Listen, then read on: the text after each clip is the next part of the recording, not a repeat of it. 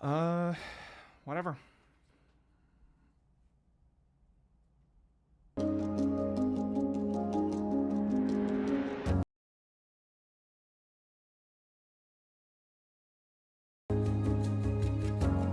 Start your free trial with Audible today.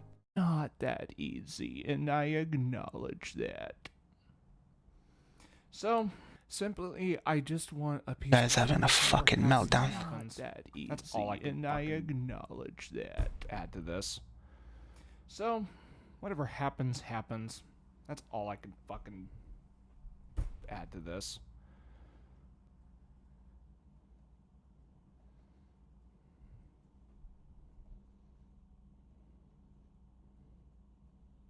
Go on, say something, Gio. Say all the stupid shit you've been saying. Keep saying all the stupid shit you've been saying, Gio. Don't feed it. Nah. Gonna get some of this recorded.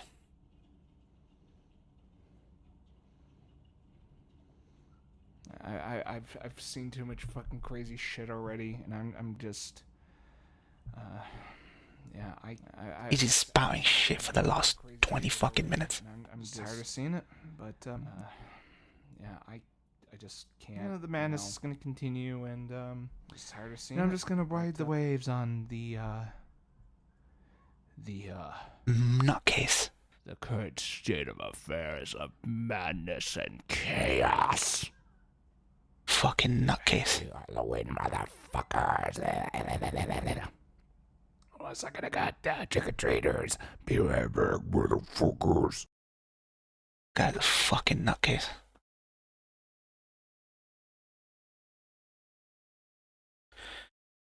I'll get Vivek Swamy up, hold on. But I'm gonna keep this fucking fruitcake up. You can even clip him saying F the Jews on his stream.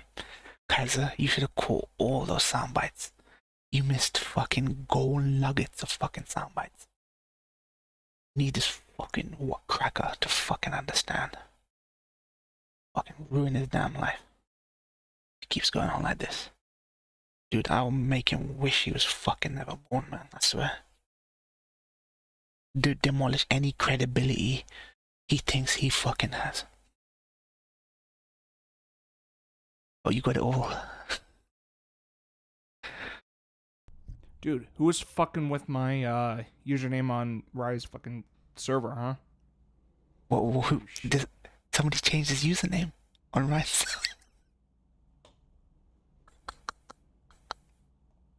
I'm glad he doesn't know I'm streaming and he doesn't care.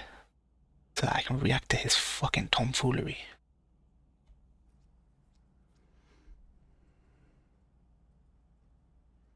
Okay, let me get Vivek up. But a waistcoat pop. The greatest storyteller always had the perfect story. Fucking ads. Whenever you needed to hear it.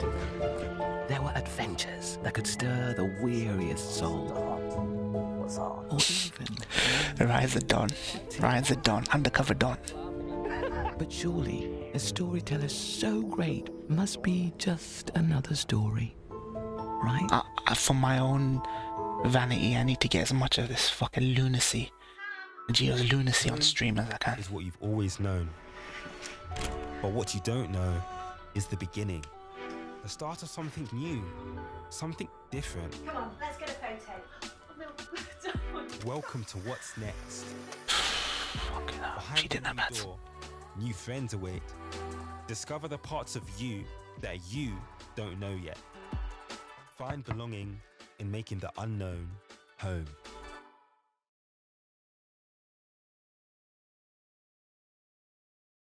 Did he end the stream? What's going on?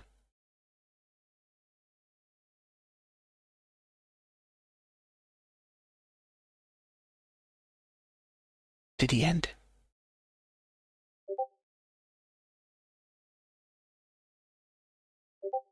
React to it all another day.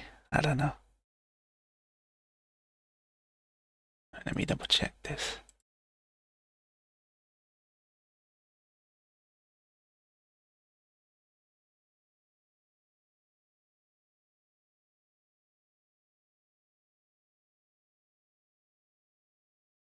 fucking fudu still on. Be right back. I need him to say something stupid. So I've got a little nugget of it. He's been going on saying the most stupid things. Need to get a little bit of it fucking recorded. Home. Oh, for goodness sake. He gets saved by the ads. Fucking ham sandwich gets saved by the ads all the time.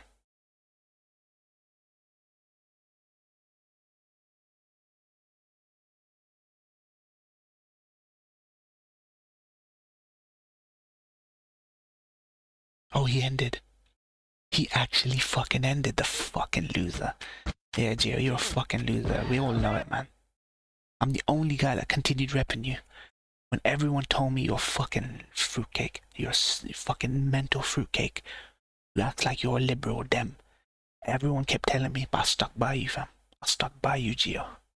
You're everything these people knew you were. Just another filthy white American, ignorant, fence-sitting bullshit. Fuck it.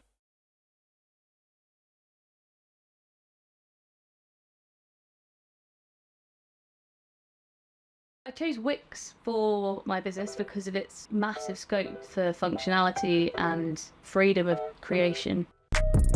Being able to integrate and change and develop at my own pace.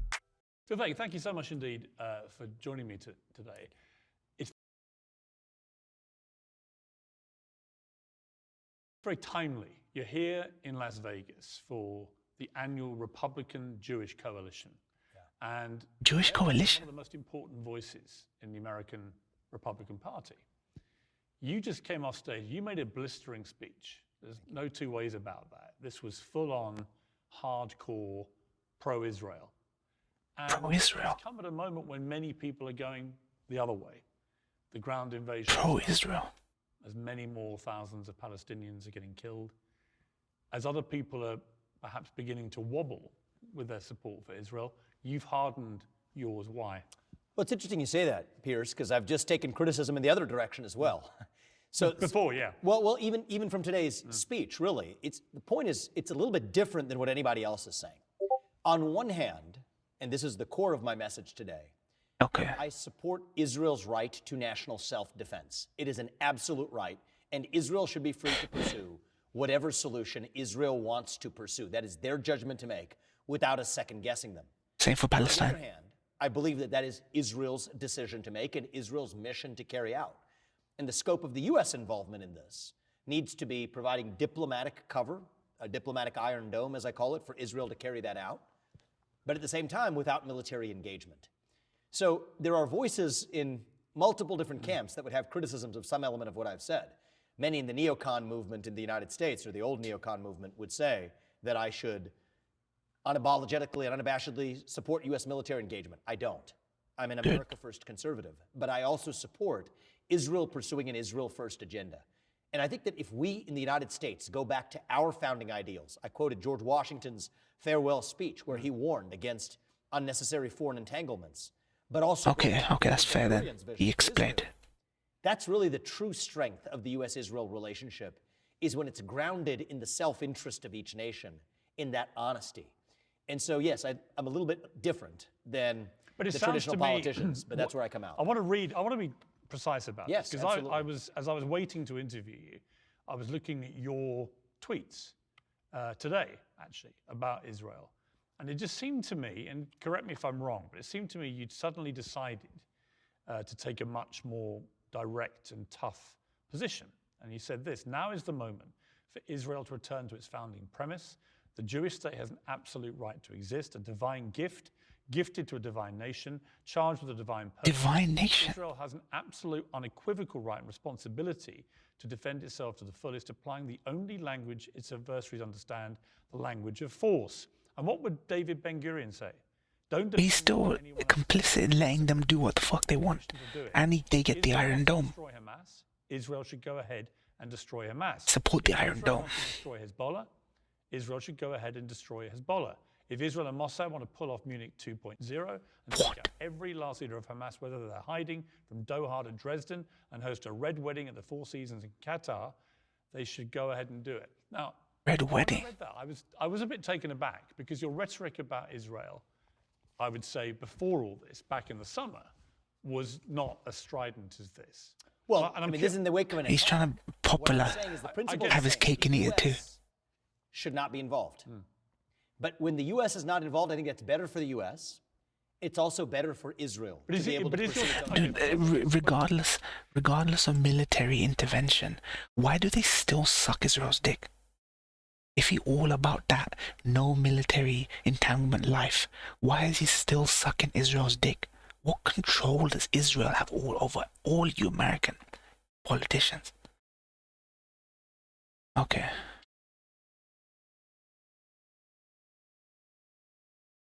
I feel that, for me personally, I feel he's right.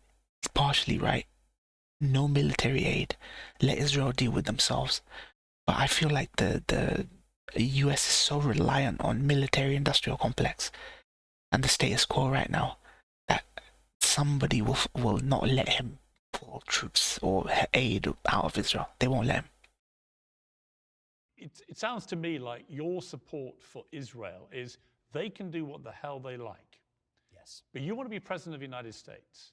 And there are many people in America, you know this, who are extremely concerned about the proportionate scale of the Israeli response already. And Now he's repping the Palestinians. Anything is resolved here. Is your support for them unconditional? Because it sounds like it is. My support for their right to national self-existence and self-defense and carrying out whatever the heck they think is appropriate in response to the attack submitted on them. Yes, it is not our job to get involved in this in one direction or another. But it is the American president's job, actually, to get involved in all these things, because America... I don't think so, actually, and that's where... Yeah, exactly. From people in both Let camps. me rephrase it. Historically, it's been America's position in the world to be leader of the free world, to be almost the world's global policeman. And it sounds to me, if you were to become president, what you're saying is any country can, in interests of its own self-defense, can do what the hell it likes. See, now he's defending Palestine. Is there no limit to that? Well, look, I think that within crazy. the bounds of following international law, right, within the bounds of the legal framework that we all abide by, yes, it's not our job to be the global policeman. And I think there's a lot to what you said there, Piers, that's true. Historically, especially if you look at the last 25, 30, 40 years, that has been the role of the United States, is to try to play this role of global cop. What Piers is really doing by saying that is he sounds like he's repping the Palestinians, but he's actually advocating for America to stop Hamas doing whatever the hell it wants. That's what he's really saying. But he's making it sound like, oh, it's going to be bad for Palestine. Too much agreeing is bad TV. Yeah. The United States of America. And my job as the U.S. president is to look after American interests. That's a shift from the neoconservative view. It's a shift from the model of liberal hegemony. And I think part of this is because I come from a different generation that has seen the costs of $6.5 trillion of our national debt attributable to the wars in Iraq and Afghanistan that did not advance U.S. interests. Thousands upon thousands of innocent lives sacrificed in those two wars alone. Yes, I grew up into a generation where we saw that. I reject that vision. But that means we have to practice what we preach in all directions. That means this is Israel's right to defend itself. They should be unconstrained and I've had haircuts like that, Ryan. Get its own job done. For those who would call for U.S. military involvement, I say no. My view to Iran is you stay out and we stay out, and that's something that'll keep Iran out and we stay out of it as well. But that's a different view also than saying that then I'm somehow going to second guess what decisions Israel makes. No, Israel has a right to national self-defense, and we're not going to police them. But the United States sends a lot of money to Israel every year. You, in the summer, indicated, you didn't say categorically, and I know you've been misrepresented in some of the language that people have used about what you did say, but you certainly suggested. Ryan, I think you got it mixed up. He looks like a paintbrush. He looks like an artist's paintbrush. Curse of South Asians. Yikes, at least not on Austin's level. Yeah, true. By 2028, you'd like Israel to be autonomous from American investment. I said it would be a good destination if we did get there. I personally think this will be better, both for Israel and for the United States, if that's a destination we're able to get to. Now, to be clear, from a U.S. standpoint, pragmatically speaking, I've said that we will not cut off aid to Israel, that annual aid, until Israel says they're ready for it. But actually, go back and look at Bibi's speech to Congress in 1996. He said that we have reached something like the end of our infancy. And when he says aid for Israel, this ain't the aid that Gaza gets. The yearly aid that Israel gets is armaments and weapons and tech. It's not the same as Gaza. Why does Israel need the kind of aid that we imagine Gaza needs, like food, water, you know, the shelters? Fucking hell, man. Have you cake in it? I'm not gonna lie, guys, I was with you when you described to me what this video was, but this fucking nigga sounds like, sad Negro sounds like he wants to have his cake and eat it too. It is time for Israel to stand on our 2 feet. That's approximately what he said in 96. Bibi's running Israel today. But until America stops sending the money, America does have a vested interest in what Israel does. Well, I think that's a product of prior commitments. But my view is the $16 billion. But as we sit here. Well, as we sit here, the $16 billion that Congress is debating now, most Republicans favor it, many Democrats favor it. I don't. I say this $106 billion aid package, forget about it. We have a $33 trillion. This is something both Vivek and Senk both agree on. Fuck the aid. National debt crisis in this country, a border crisis in the United States of historic proportions. My job as the U.S. president is to deal with that right here at home. Precisely, Ryan. I stand for Israel's right to absolutely pursue its national self-defense. You don't want to help them? Not militarily. Diplomatically, I do. Diplomatically, standing for their right to do it. I think but the UN is a disaster. Netanyahu, and he's coming under a lot of fire himself, but he would probably say, well, hang on. What does that mean? You're going to put this iron dome diplomatically around us? Yes, the UN. Look at what the Secretary General of the UN he would said. say, we've always relied on America to be there for us militarily, to be there for us financially. See, now... Well, we are there financially. As I said, we stand by... by... one of our greatest allies. Well, as you noted, see, he's reframed it now. Dude, Israel, man, they need the fucking money, man. These Jews need the money, man. A Jew never needs money. We have $3.8 billion in aid that's going to Israel. I don't propose cutting that off. We've made that 10-year commitment for a reason. But I think actually, I'm not sure that that's exactly what Bibi would say. I mean, I gave you what Bibi's address to Congress was in 1996. Let's also call out the unspoken truth here, Piers. One unspoken truth of those carriers. It's their time. Going it's their time again. Area. Part of the reason they're there is also to play Big Brother to Israel, to sort of say what Israel can and can't do. So I say go back to David Ben-Gurion's founding vision for Israel. That's what I would tell Bibi. I get that. You do what you need to do. Okay, but I would say to you, the reason actually those carriers have been sent in is because it is absolutely America's national interest what happens now in this war. Because if things were to escalate, and just before I sat down with you, I saw a statement from the Kingdom of Saudi Arabia, extremely censorious, demanding an immediate ceasefire, saying that they think this could be a disaster for the region. You've got President Erdogan of Turkey calling Israel overtly war criminals now at a rally. Erdogan's right. This is really escalating. He's my nigga. I don't care. So I think we need to de-escalate it. And I don't think our military presence there helps that. I'm going to come to how that may or may not transpire. But the idea that this is not relevant or pertinent to America's national interest is for the birds, isn't it? Well, I'm not saying that it's not relevant or pertinent what's happening in the world. My question is, does our military engagement help our national interests? And that's a different question. What about the number of little attacks we're seeing on American troops all around the region? Proves my point. Why do we have troops in Syria? Why do we have troops in Iraq? We were now he's right. In public. Yes, most people before this began in the last 2 weeks, they would tell you we don't even have a presence in Syria and Iraq. That's what we've been led to believe. So we have sitting targets, and now we're going to create more sitting targets. What are those sitting targets when they're hit? They're accidental tripwires. That's how major conflicts result when nobody on either side of that conflict has an interest in getting into it. So I worry when you have a... He's right. America has they have their own reasons. But to the outsider, objectively, America should not be on foreign soil. Loose network of even loosely affiliated renegade banned groups, Islamic terrorist groups that are only not even centrally mandated. You're right about that. You're right about that. He's just saying all the right things. He's just repeating what some of the liberals are saying, like Sank. He's repeating what some of the cons are saying. He's airy-fairy all the ideas, and none of them will stick. If he does manage to get in, none of them will stick. because they're so at odds. He'll have to talk to the real base of the Republican Party. Israel versus Palestine and Ukraine versus Russia ain't the only conflicts in the world, only the ones the media are showing. There's so much carnage in Africa. Its point is no interference, yeah. Congo, yeah. You cross a tripwire, and my rule of thumb for the U.S., as our commander-in-chief, I'll say it now, I'll say it again. If you hit us, we will hit you back 10 times harder.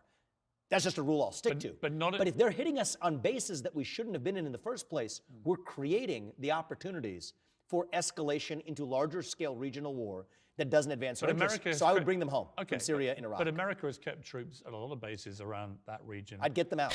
Dude, this is the most bizarre fucking interview I've ever seen.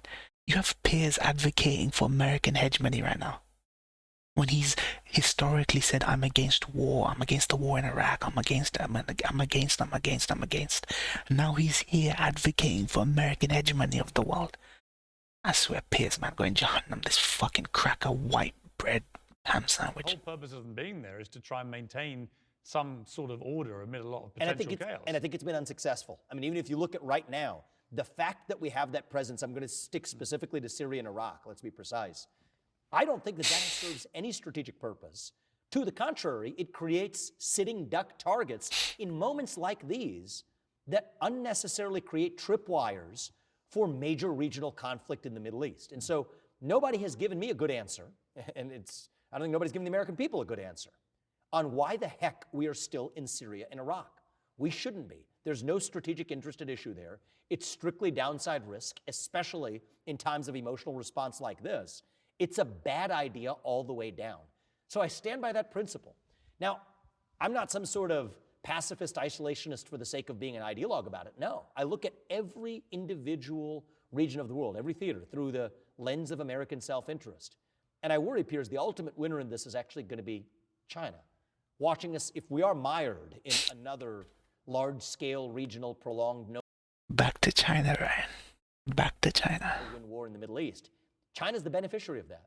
And you look at the amount of munitions we've given to Ukraine, about 1.5 million rounds of artillery. Now we're producing about 20 to 40,000 a month in the U.S. You know, it's weird. The commies are such an easy target to unite America. You got Achille, a Puerto Rican Muslim, banging on about the commies. There's nothing that brings America together than vitriol against the Red Army. U.S. closer to 20,000. In fact, it was not that long ago that 300,000 of those rounds that we held in Israel were sent to Ukraine. So this isn't an endless cycle or a pot that runs infinitely deep. The foundation of war is economics, actually. And our economic and industrial base does not have it in it, relative to even other points in our national history, for us to be able to opt into multiple of these conflicts at the same time. As U.S. President, as the Commander-in-Chief, when it comes to war, my principle is simple. War and our involvement in it is never a preference. It would only ever be a necessity. But I worry that many of the steps that we're taking, that people here are taking in the United States of America, are sleepwalking us into World War III at a time where we can't afford it. The United Nations voted a motion for ceasefire. Yeah, but it's not that it's not that you consider China or we consider China. It's that America thinks that. It's the Red Army, it's the commies coming for us. Yeah. The United States voted against that motion. The United Kingdom, my country, abstained. Where do you sit on that? I think the United Nations has outlived its purpose. I really think that the statements that Secretary General Guterres made, I think on Wednesday this week, were offensive. They were senseless in nature, trying to draw a false equivalence between Israel's behaviors versus the Hamas attacks on Israel. That false equivalence is everything you might, if I see it from a 19-year-old freshman at Harvard College, I call the kid lost and hungry in search of purpose and meaning. But to see this from the Secretary General of the UN, that's toxic. I personally think that we should have an open conversation about the U.S.'s continued involvement in the UN. I don't think that should be a foregone conclusion. Really? If you think about a body whose Human Rights Council is staffed by the rights of Venezuela and North Korea, it's a farce. It doesn't serve an actual coherent purpose. And so this is just Guterres' statements in the last week are just I another mean, what he symptom said to of be an clear, institution that's North lived. Korea said again. It's important to recognise Hamas's attacks didn't happen in a vacuum, and Palestinians have been subjected to 5 years. Wait. Hamas's attacks did. This is the most important thing he said, dude. Hamas's attacks don't happen in vacuums. He said, what he said to Of be an clear, institution that's outlived its purpose. Gutierrez's it's greatness. important to recognise Hamas's attacks didn't happen in a vacuum. Yes. And Palestinians have been subjected to 5 decades of suffocating Yes. occupation. Now, I agree with the criticism that it was very badly worded because he was trying to imply that somehow... Dude, it wasn't badly worded. Those are the objective facts. You stupid ham sandwich.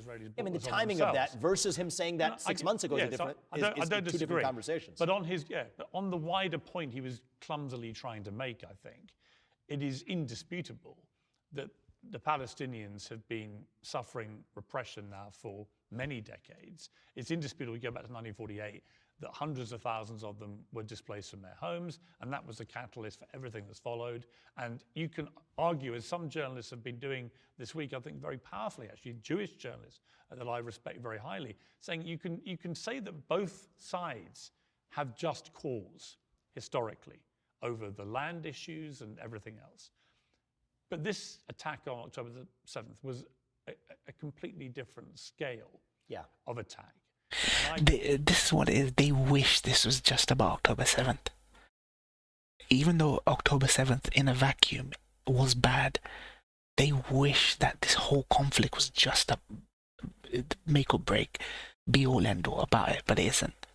And they're trying to convince everyone. I think you should look at anything else but that in terms of what is Israel's response. Yep. The question for me, having said that, and I think you would agree with that, is what is proportionate here? So I want to be very clear about where I stand on this as someone running for U.S. president.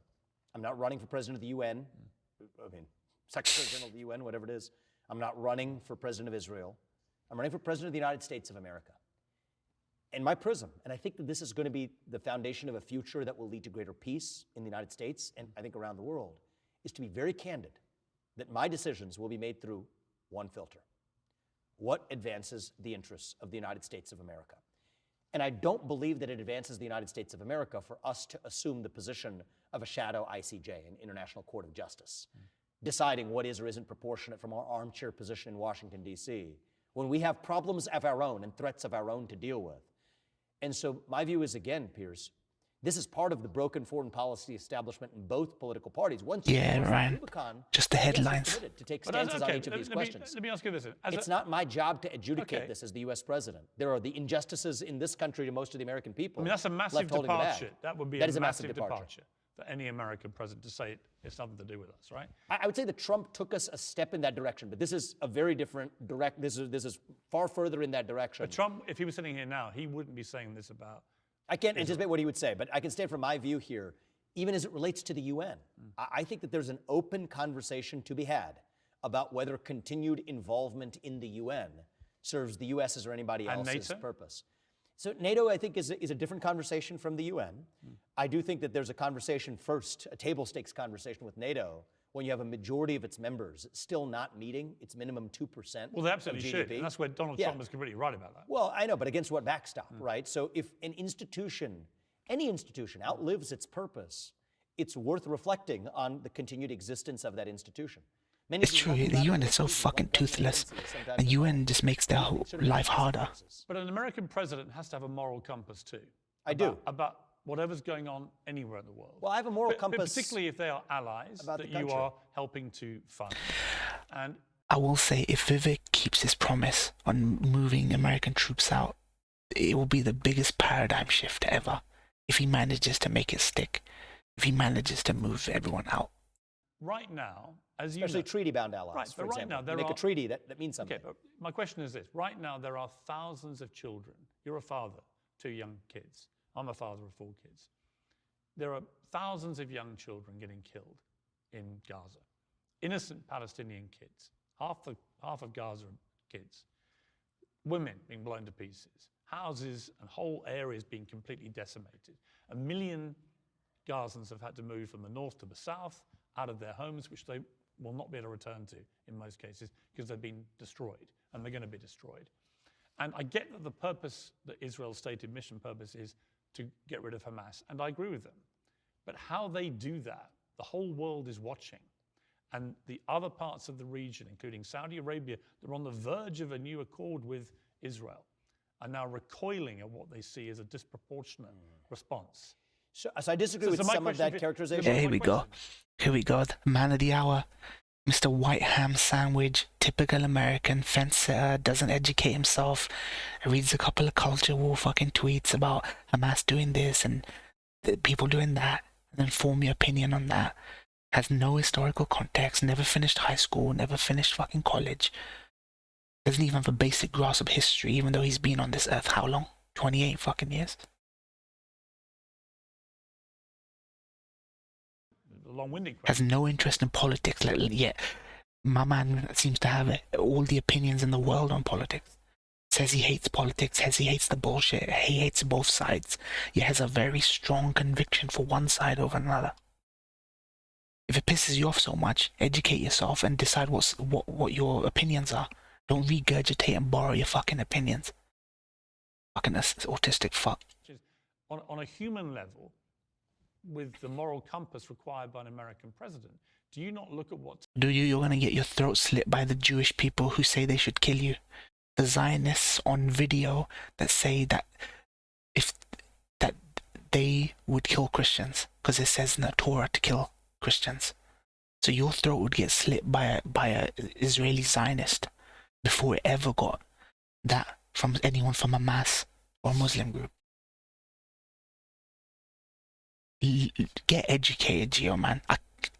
I understand that you like escapism, and you're a typical American who doesn't want to get involved in politics or don't care about that shit. I don't care about it because I'm working 3 jobs and I'm trying to pay the rent. You're one of them typical fucking crackers, ham sandwiches. But if you're gonna have an opinion on it, get fucking educated.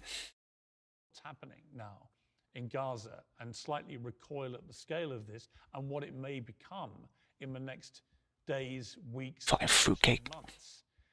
Do you not think? So do you Piers, not think let me address a that directly. responsible American president wouldn't say to Prime Minister Netanyahu, just we get to judge you, Gio. You act like you're a Democrat, but you get all your talking points from conservatives. What's that about? Paul Joseph Watson is a fucking conservative. You call yourself a Democrat, but you get all your talking points. You're all a bunch of fucking disingenuous snakes. Every single one of you. I bet you believe in replacement theory. Paul Joseph Watson says there's a replacement theory. I bet you believe in that. You hide it really well behind your Asperger's and your cutesy fucking Nintendo streams. You're just another typical fucking uneducated, ignorant fucking white American, man. hang on here. So if I may, Pearson, I appreciate you providing the backdrop for that question. And I'm not giving you the answer. No, I know you're not. I'm asking you. Yeah, and I take it as a question. Yeah. It's a difficult question. It's a difficult answer. On that standard, we would have been engaging with most of the African continent for the better part of the last half century. Okay, Africa came up. Talking much more about what's going on in the last 3 years in Azerbaijan and Armenia. Somehow, interestingly, something you don't hear peep about in the Nagorno-Karabakh region. We could go on, and each of us has different capacities. I mean, you and I share multiple things in common. We're both fathers. We both lived. He's a far right British commentator. He used to work with Alex Jones. He's actually more extreme than Alex Jones, if you can believe it, Ryan. He is actually more extreme than Alex Jones. They don't do shows together now. Of what in this country, at least, we call the American dream, right? You've been successful. I have a separate hat that I wear as a philanthropist. I look to other parts of the world, including especially the United States, where I'm able to make a difference. Not the U.S. president yet. I've been, as helpful as I can, from East Palestine, Ohio, to Maui, to East Palestine, Palestine. Flight for 200 seats for Americans to get out of harm's way in Israel. That's different from the public policy hat I wear. I've been a businessman that's developed medicines to deliver medicines to patients who need them, some of them life-saving. But as U.S. president, which is the premise for our discussion here, as U.S. president, I have a moral obligation. It is to the citizens of the Ohio State. That's where Bun Bun is from, where Grease Lightning Reacts is from. If you're going to catch my attention, it worked. It caught me. our obligation, I think perhaps you would agree with me, it's the way I sense it, my first obligation in the way I've lived my life. Why do they call it Palestine? Is it to avoid any association with Palestine, the word? They pronounce it Palestine like it's a Judeo-fied fucking version of Palestine. Is to my family, to those two sons, those two boys we're raising. And then we go concentric circles to my nation. I'm a citizen of this nation, not some nebulous global citizen fighting climate change nebulously somewhere else. I'm a citizen of this nation. If I'm running to lead this nation as commander-in-chief, I do have a moral obligation. This is my moral compass speaking. My moral compass is to the United States of America. And once we have dealt with wage stagnation and a border crisis and the people who are suffering in this country, the people who are suffering for threats, vulnerable to cyber attacks, super EMP attacks, nuclear missile attacks from a Russia-China alliance that poses a great Super EMP attacks. This nigga tripping, yo. threat to the United States and our citizens today. Once we've dealt with that, then maybe we can get to hunger in the Congo after that. But that's the order we need to go in. Yeah, but this sounds, if you don't mind me saying, this sounds incredibly isolationist. It's not isolationist. It's like taking Trump's worldview. It's not isolationist. I'll tell you why. Doubling down and making it even more insular. It sounds to me like the kind of presidency you want is one where you only really care about direct impact on American citizens, which, by the way... I do. That much I'm guilty of. That much I will admit. I get it. Direct impact on American citizens. But I don't think the #1 superpower in the world... You should vote for this guy, Gio. You should be giving your vote to this guy. He's the same as you. I don't give a fuck about foreign wars. I don't give a fuck. I don't want to have to work 3 jobs to pay the rent. He's like, yeah, you're right. My man Gio, my nigga Gio, shouldn't have to work 3 jobs to pay the rent. America first. You should vote for this guy, Gio. Can just ignore a moral compass elsewhere in the world, particularly in countries which are your allies. So I'm not... I mean, I come from the United Kingdom, for example. If we had I'm not saying ignore If we had an attack like this, would you have the same philosophy to us? I mean... It's a treaty-bound ally, right? So I think treaties mean something. I do what I want, Gio. Isn't that your word? Isn't those your words? I play what I want. I do what I want. I delete people's comment as I want. I unmod people as I want. I do whatever the fuck I want, Gio. You ain't gonna win this. Whatever you're doing right now, whatever you're doing this year, right now, I'll put your fucking credibility in the dirt. Whatever you think you're doing right now, you won't win. You won't win, Gio. I'll put your credibility in the dirt. We got enough footage to put your credibility in the fucking dirt. So don't give me this cutesy Nintendo Asperger's bullshit, fam. You showed your true colors. You're typical American. And I was hoping you weren't. And this is where I think... But where is your moral line with what's happening in Israel right now? Let's work backwards here from an outcome we both want to avoid. World War III. Right. How did World War I, the Archduke Ferdinand's death, escalate into a massive war that killed millions around the world? Dude, he's talking about Archduke Ferdinand. Then World War II, which killed millions more. They're accidental tripwires that people cross that then create escalation that nobody imagined and yet, in retrospect, becomes a conflagration.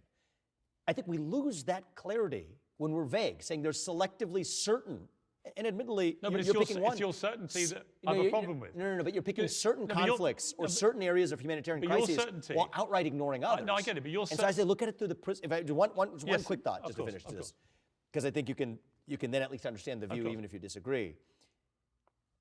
I'm not saying don't get involved or not. I'm saying the question of whether or not we get involved is decided through one prism, of whether it advances the American interest. And so there may be certain cases in which we do make the determination that that does advance the American interest. I'll give you one right now. Taiwan. If China were to invade Taiwan right now... Gio doesn't even know. He's got 2 people in Discord who don't even interact. My nigga Gio got 2 people in the Discord that he has to tread around eggshells even though they don't give a fuck what goes on in there. Man deletes comments. Man deletes the comments, the only person chatting in there. Sonny and Sherelle don't give a fuck about what happens in your Discord. Why? Because we depend on Taiwan. This fucking idiot Gio had a mental breakdown just because he had to text a simple reply to Sherelle.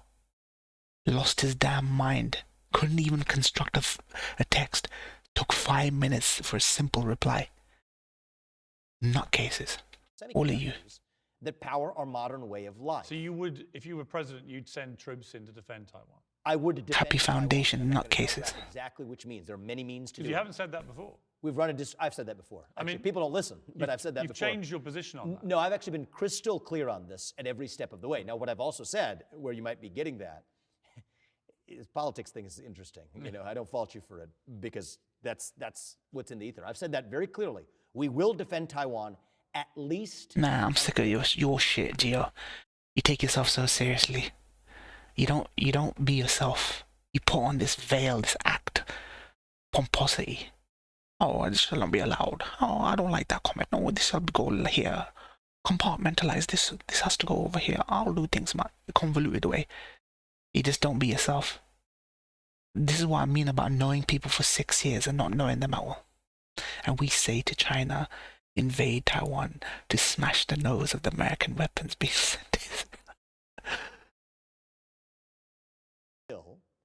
We get semiconductor independence in the United States, at which point we will resume our current posture of strategic ambiguity. Why would you defend Taiwan militarily but not Israel?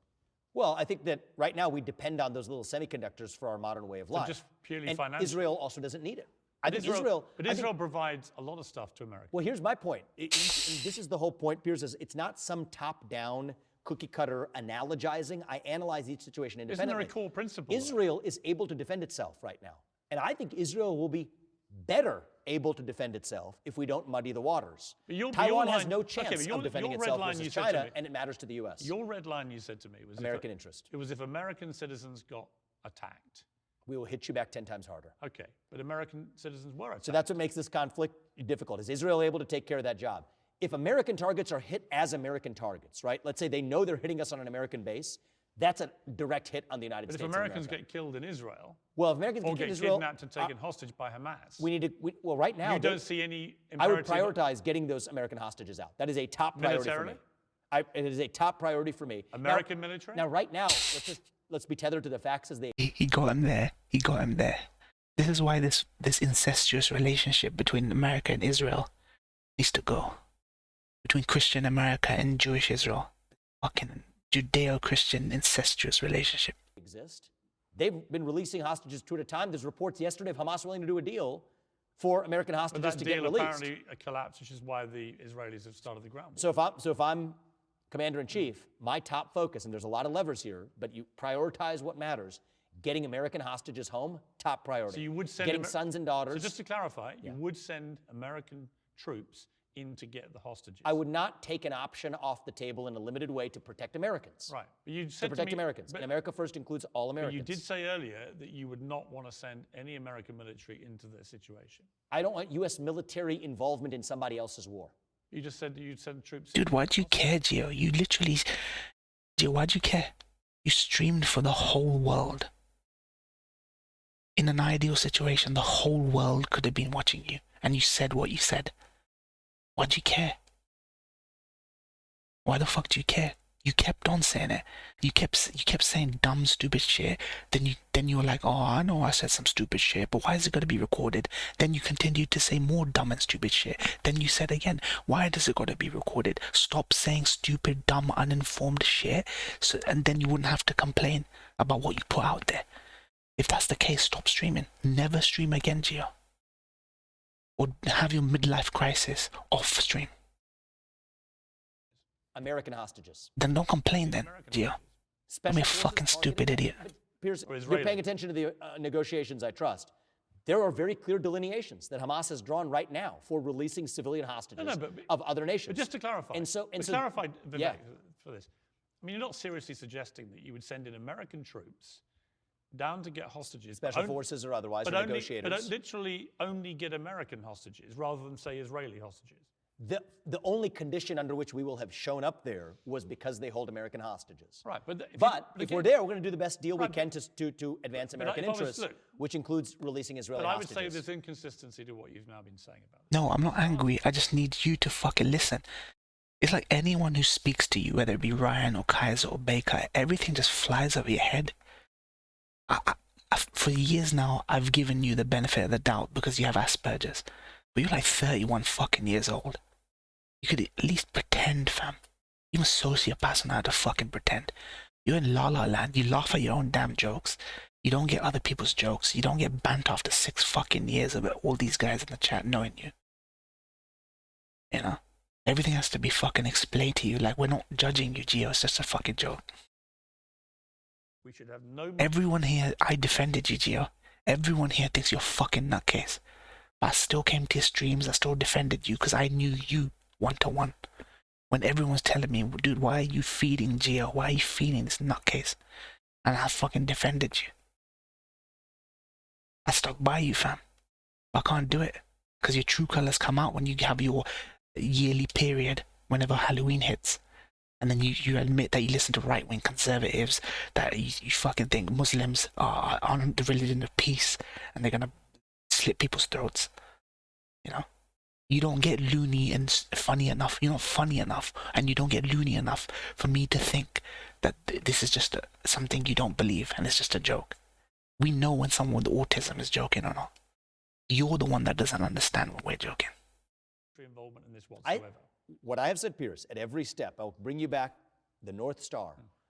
What is the American interest? Right. That will be my prism.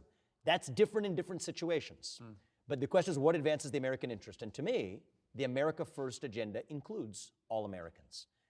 I did my part. As I said, I personally paid for a charter flight with 200 seats to get people out of harm's way. I've told you, at the bases in Syria and Iraq, if I'm commander-in-chief, I want to bring those sons and daughters home.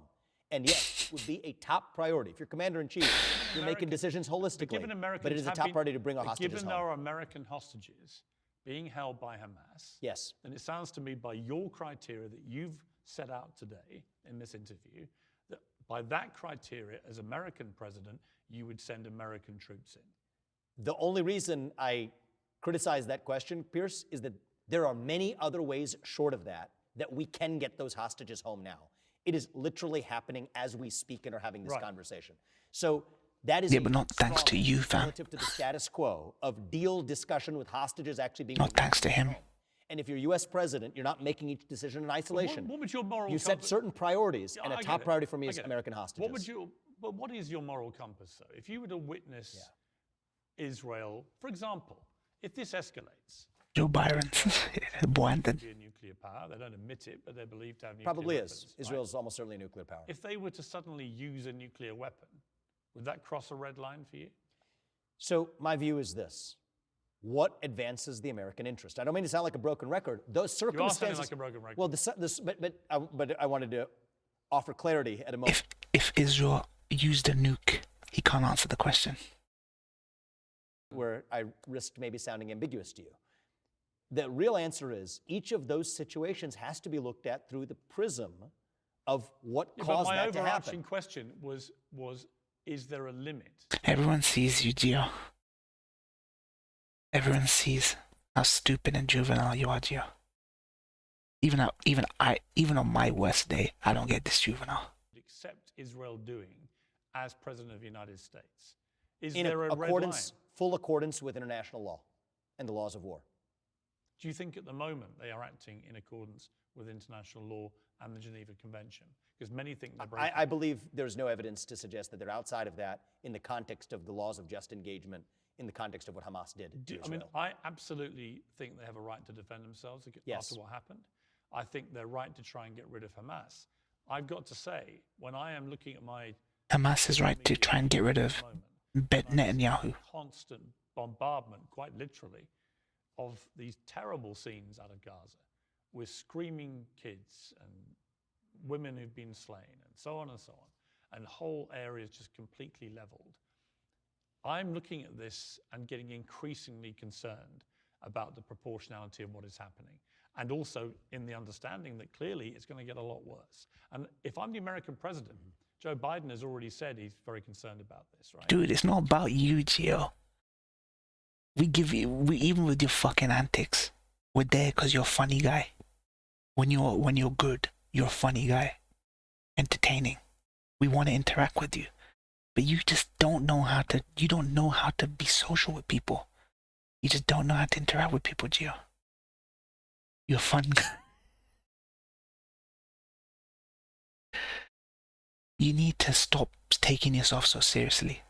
Not about cutting off, Gio. You need people around you, Gio. and not just people who need you as a fucking chaperone like Sonia.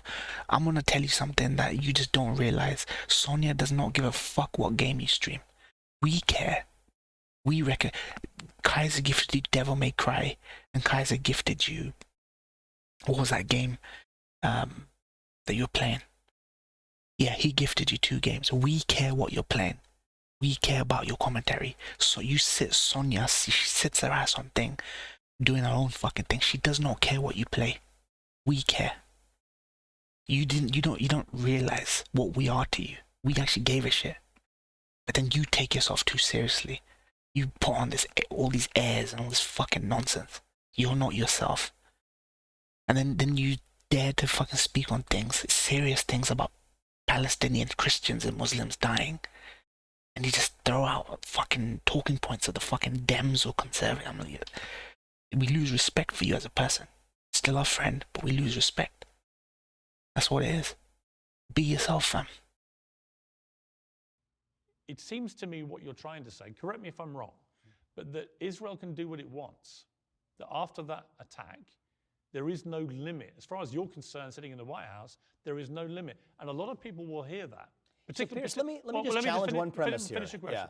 A lot of people will hear this, particularly Americans, American Arabs will hear this, and they'll think, what, there's no limit? The American president has no moral line that Israel can cross in their desire to get rid of Hamas. So I think there's one troubling premise baked in there, which is that the U.S. is the only nation that can have a moral compass. I mean, you're presuming that is what's baked into that question. Let's smoke that up. I think every country should have one. But what's baked into your question? I didn't like my country. I don't know what this is saying. My country abstaining on the issue of a ceasefire. Have a view. I always think abstention. I also say have Dude, a view. I thought I was worried about the end times. Every day is like end times for Zess. End times for football, end times for anime, end times for bedbugs, end times for climate. Abstention is lame. It's a particularly lame response. It's quite cowardly, actually. Abstention is a lame response. Have a view and defend it. If you're going to be at the table of a body like the UN, if it should exist in the first place. But what's baked into the premise of your question is that Israel has no moral compass, and therefore it's the U.S.'s job to have one. I'm not saying that. Well, it's baked into the premise of your question that Israel's doing something and the U.S. has a moral compass to decide. As you know, there are a lot of people around the world. Millions, hundreds of millions, right? Especially in the Muslim world, but not just the Muslim world. And why are we picking on this humanitarian catastrophe or alleged humanitarian catastrophe, but not countless others in other parts of the world over the course of the last 20 years? I think that leads to a slippery slope, which is impossible for the U.S. to actually manage. And so we come back to what are the relations between nations? The job of each nation is to look after its national self-interest. Is it fair that Israel is able to turn on, for example, power and water and turn it off? It wasn't fair that Hamas came from Gaza into Israel on hang gliders to kill innocent civilians. But as the UN... Piers' question is so disingenuous and contradictory. It's precisely because of the US involvement and backing of Israel that Israel have been allowed to do what they want. Now he's blaming Vivek for saying, you're going to remove troops. You're going to remove troops. And you're saying Israel can do whatever the fuck they want. There's no line. I mean, which is it? Whether US is in, and then when they're out, he's saying, yeah, but you're going to let Israel do. They already do. They already do whatever the fuck they want.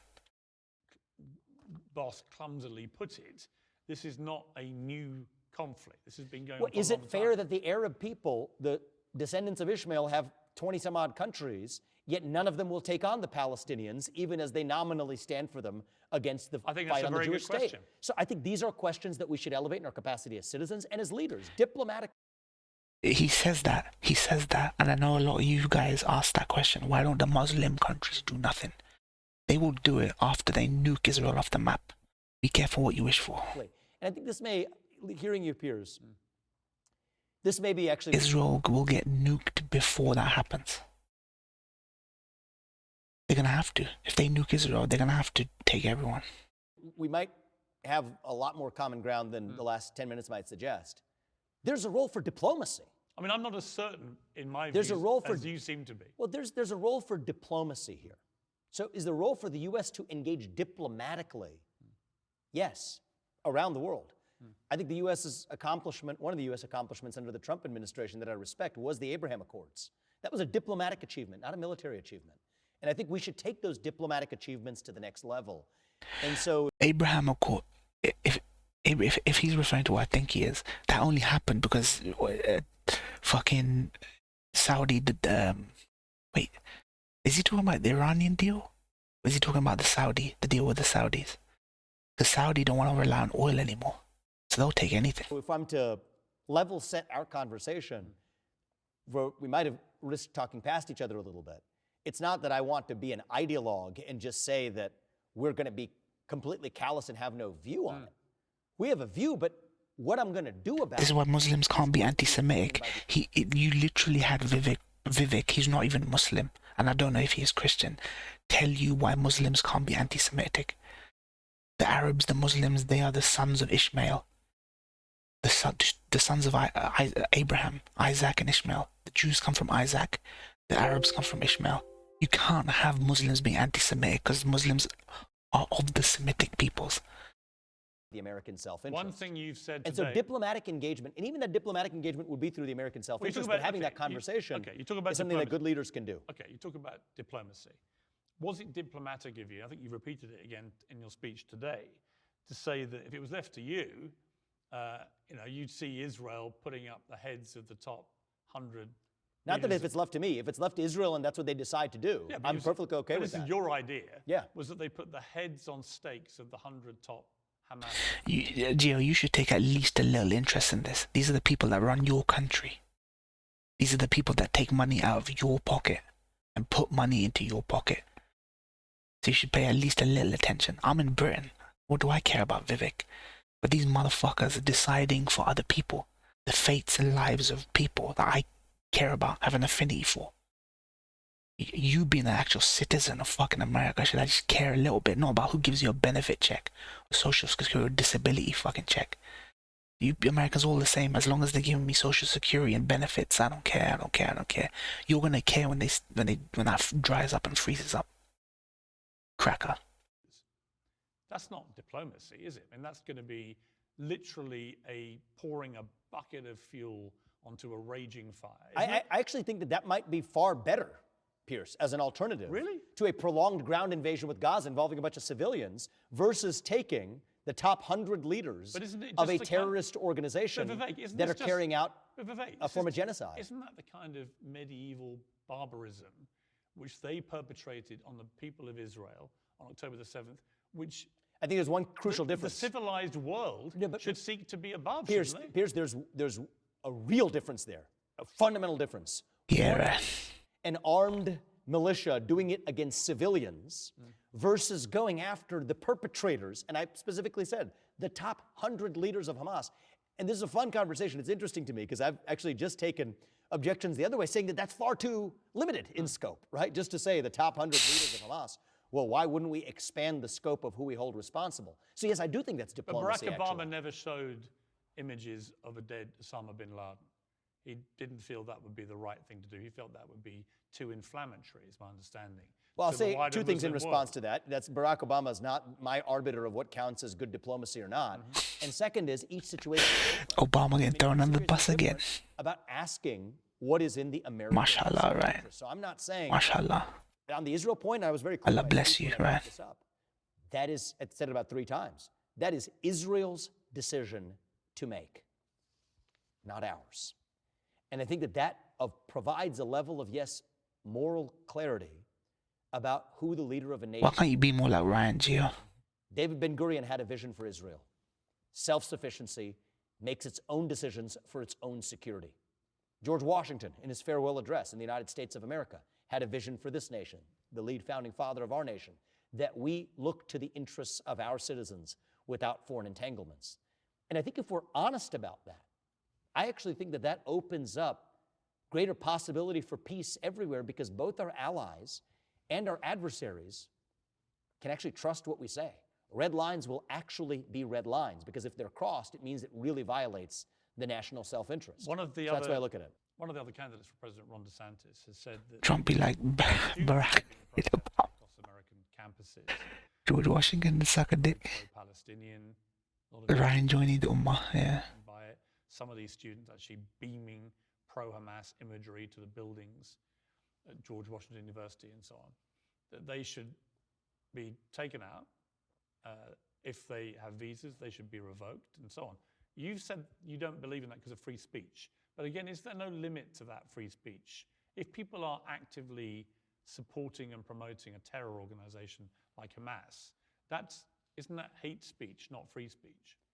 Well, to be clear, I am an ardent defender of the First Amendment. So I agree with you. So the First Amendment does not protect against actual incitement to violence, to say, hey, go kill that guy right there, do it now, shoot him.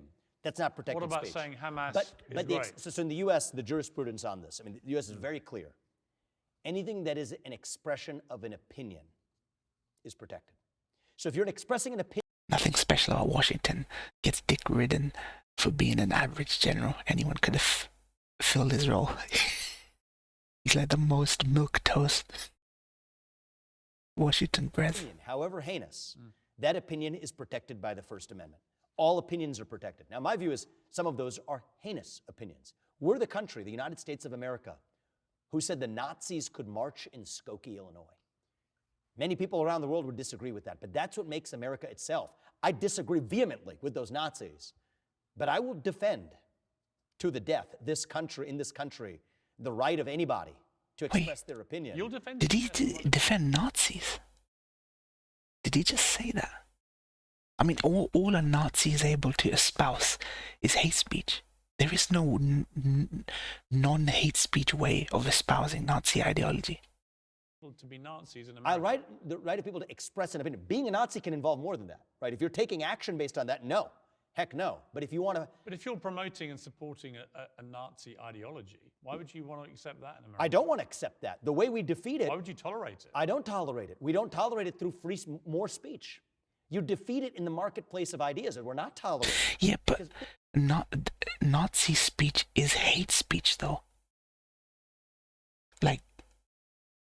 Like, what do they want? Like, they want something, don't they? Nazis in America? Think about what you're doing to somebody who has that nasty opinion and then tell them that they have to keep it to themselves. You tell people they can't speak, they scream. But would you allow people If you tell people they can't scream, that's when they take physical action. So I don't want to see that. Would you be happy to see pro-Nazi No, I'm not marches? happy. Of course I'm not happy. If you're President of the United States, you would allow it to happen. Nazi marches. I'll tell you something deeper, Piers. This is how it works in the United States. It's not even my power to decide whether to allow it to happen. The Constitution and the Supreme Court has already long held that the expression of heinous opinions is part of the American constitutional life. To say that the government, no government actor, should ever decide which opinions can and cannot be expressed, period. That's what the First Amendment is all about. Once we lose that, once the government can decide which ideas can and cannot be expressed, that's the ballgame. And I've been the major defender of this. If that's the case, if Vivek's saying, dude, I'm Hamas, I'm pro-Hamas, I support Hamas. From a right-wing perspective for years, right? Give me blank check. Conservatives should be allowed to express skepticism of COVID vaccines or the origin of the COVID pandemic or questions relating to race or questions relating to asking government questions. You said you wouldn't have your vaccines again if you had your time. As a side note, that's true, yeah. Why? I'm a young, healthy man, and I think that we have risks of myocarditis that are revealed now that weren't revealed then. The only reason I took it was a matter of convenience. We couldn't travel. You do accept, I presume, that many millions of people had their lives saved by the vaccines? I think by vaccines other than COVID-19, sure. I think the COVID-19 vaccines... The thing you Americans haven't learned, that us Brits have at least learned, is doing things in good taste. It's true that there is freedom of speech objectively, but Americans don't do things in good taste. It's always in poor taste. Us Brits at least have an idea of taste, and sometimes our comedians are the ones pushing it. But in broad public, we tend to have some, debate to be had about the cost. You don't think they save millions of lives? Well, I think the costs exceeding the benefits are really a case-by-case discussion. What's the cost of a human life? The question is how many human lives were lost also as a consequence of myocarditis or other risks that are yet untested. An absolutely tiny number. So this is an area that strikes near and dear to my heart. I've studied the myocarditis thing extremely thoroughly. Including in young men and what the cost-benefit analysis is. Well, because actually I've got 3 sons in their 20s, and at least one of them thought he may have had myocarditis. So I studied So it. it's personal to you. Yeah. I developed 5 medicines which are FDA approved today. The ultimate FDA will approve anything. of our regulatory regime. Here's his, on one hand, and I'm an absolutist in both directions here. On one hand, this FDA in the US that says you can't even try a medicine or a vaccine unless it's been through 10 years of testing, you don't have the right to try it. I reject that. I'm a right to try absolutist. I think you should be able to make an informed decision for yourself of whether you want to take. He's this wishy-washy bullshit. He's just a typical brown man.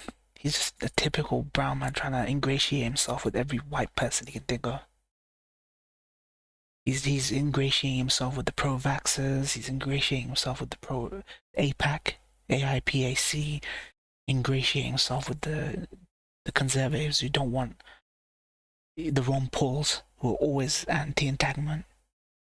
He's just typical bullshit. These two are made for each other. Both fucking chameleons. But part of being a right to try absolutist is I'm a right Because to it doesn't tell me what he really stands for. He's saying everything, but it doesn't tell me what he really stands for. At least I know what fucking Ron Paul stands for. Or maybe what,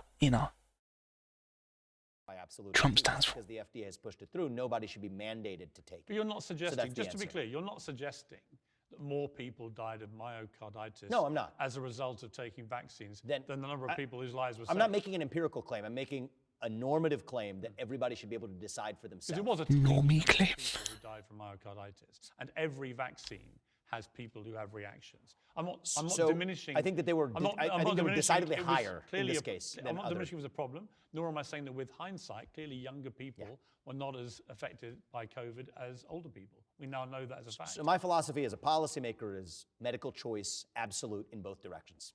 Medical choice to try what hasn't been approved. You should have the right to make that informed decision. And just because it has been approved, under no condition should it be mandated. That's the policy-making matter. Let me read you a quote from Nikki Haley, one of your other rivals, to be Nikki Haley. You want to go and defund Israel. You want to give Taiwan to China. You want to go and give Ukraine to Russia. Under your watch, you will make America less safe. Now, we've discussed Nikki Haley needs to get slapped. on Taiwan, and I think it's significant. Bitch. You now said you would send in American troops to defend Taiwan should China try and attack it. I said we would militarily defend. You'd send troops in. It depends on whether ground troops are actually what matter or not. You could talk about. Yes, Gio, we know it's not funny. This joke is not funny. You would send American military. Come up with something funny. This is your problem. These are autistic jokes. Taiwan, yes, at least until we've achieved semiconductor. Get more original. Say something I'm the funny. only candidate who said it. But it in wasn't the what you used to say. Piers, that's false. I Is have it said false? that. Yeah, it is false. You can check this for yourself. I have always said the part that these people are picking at is the fact that I said at least until Taiwan gained semiconductor independence. So you look at my earliest statements on this, So all the way back to the Nixon library. Okay, so here is where I'm curious again. At least until semiconductor independence is the part that these people trip up on. All right, so here's where I'm curious again. So if Taiwan gets attacked and invaded Yes. by an authoritarian regime like China, you wouldn't hesitate to have American military defend them. And you know why? But no, you've explained why. Yeah, It's- because we depend on them for our modern way of life, that island. Business, okay. Well, not business. It's our modern way of life. Well- These lights wouldn't work right now. Talking about America and isolationism that he's being accused of, we depend on them for our way of life. That's the biggest quotable for defeat, you can say. He's all about this American isolationism. He's like, China, we defend on them the way of life. And our phones But this wouldn't brings work. What is America? Ukraine, Yes. which was invaded. Your real enemy, Gio, according, I'm shocked that you even had an opinion on Hamas Israel. Your real enemy, just like all of you autistic people, should be the commies. Should be China. It's a sovereign democratic country. By the way, earlier today, Gio saw me react to Hassan Piker, Hassanabi. He only saw me react to Hassanabi once. And he goes, you follow that socialist prick, Hassan Piker. Where did you get that idea? Where do you get any of your research and information from? I say I don't give a fuck about Hassan Piker, who he is, Hassanabi. I just know of him and I reacted to it. But you're reactionary, Gio. You're a reactionary. That's what you are, Gio. A typical white American reactionary. You follow that socialist prick. Where did socialism come into this? Right, Gio. Socialism? What the fuck? It was attacked. Democratic with an asterisk. No. It's like Democrats, jinn. massive majority voted. Anti-socialism, anti-commie jinn is inside all of you. Represented in Ukraine's parliament for 9 years. Right. So, table stakes discussion there. But it is, okay, you can call it asterisk democracy. I'll say democracy. But it was attacked and invaded by Russia. And you, Yes, because I'm actually watching what he says. It's because I'm actually fucking listening and watching what he says, and I'm reacting to it. You read a fucking headline and it's like your whole life. Hey, what up, Espera Dia? Oh shit, my boy. Espera Dia, oh, amigo. My brown brother. You're my brown brothers, guys. I don't give a fuck about white people. My brown brothers, fam. The Mexicans, the Hispanics, the Latinos. Browns only. Native Americans. Espera Dia, oh, amigo. originally, when you first tweeted about it, you were quite censorious about what Russia had done and pro-Ukraine. Your rhetoric I wasn't changed. pro-Ukraine, but I found it offensive. I mean, I've said this at every step. Putin is a craven dictator. Okay, Putin is absolutely a craven dictator. Is he a war criminal? I don't know. I don't have enough information to suggest he's a war criminal. The ICJ makes that judgment. Again, Dude, Ryan, it's like they would immediately, like we were saying, they'll immediately jump to attack China based on nothing that's come out of China, only because they think China is an existential threat. You couldn't hear more anti-Putin sentiment in America, but I'm not saying he should or shouldn't be called a war criminal. His responses are so bizarre. He's like a hodgepodge of democratic talking points and conservative talking points. The U.S. president. You don't think what he's done in Ukraine constitutes a war crime? Based on what we've seen, a lot of it looks likely to meet the ICJ's test, but I don't think the U.S. president... It meets any test, doesn't Well, it? I think that a lot of people have committed war crimes then, on that basis, right? So you can't just selectively single him out. Well, illegally invading a sovereign country Here's my view. is a crime. Piers is rich. So illegally invading a sovereign country. What's some fucking Israel done, man? For us to get on the same page, is Putin an evil dictator? Yes, he is. He's pressing Vivek on stuff that he's been pressed on. Are they war criminals? They've illegally invaded. He's been pressed on the same thing. And he still doesn't understand where that question comes from. Just because Putin is bad, does that mean Ukraine is good? No, it does not. Okay, this is a country that has banned 11 opposition parties. This is a country that has consolidated all of its media into one state TV media arm. This is a country that celebrated a Nazi in its own ranks in front of the Canadian Parliament, Zelensky did. This is a country that's effectively threatening the U.S. not to hold its elections unless the U.S. forks over more money. And also against the backdrop, Piers, it's worth wondering why that initial incursion to Kyiv went nowhere, but Luhansk and Donetsk were easily captured without counter-resistance. Why? These are Russian-speaking regions. Many residents there don't even view themselves as part of Ukraine. They view themselves as part of Russia. And for the better part of the last decade, almost 10 years, they haven't even been represented in the Ukrainian parliament. Well, there are large so we have to measure that. How are they having this conversation when there's so many parallels to Israel and fucking Palestine? Like, I'm not saying everything has to be about Israel-Palestine, but we've got two conflicts going on right now. The same reasons for which they give Russia the benefit of the doubt, they don't give Palestine the same benefit of the doubt. To me. Swathes of the United States are English-speaking. Should we have it back? What's that? Large parts of America are English-speaking. Should we have that back?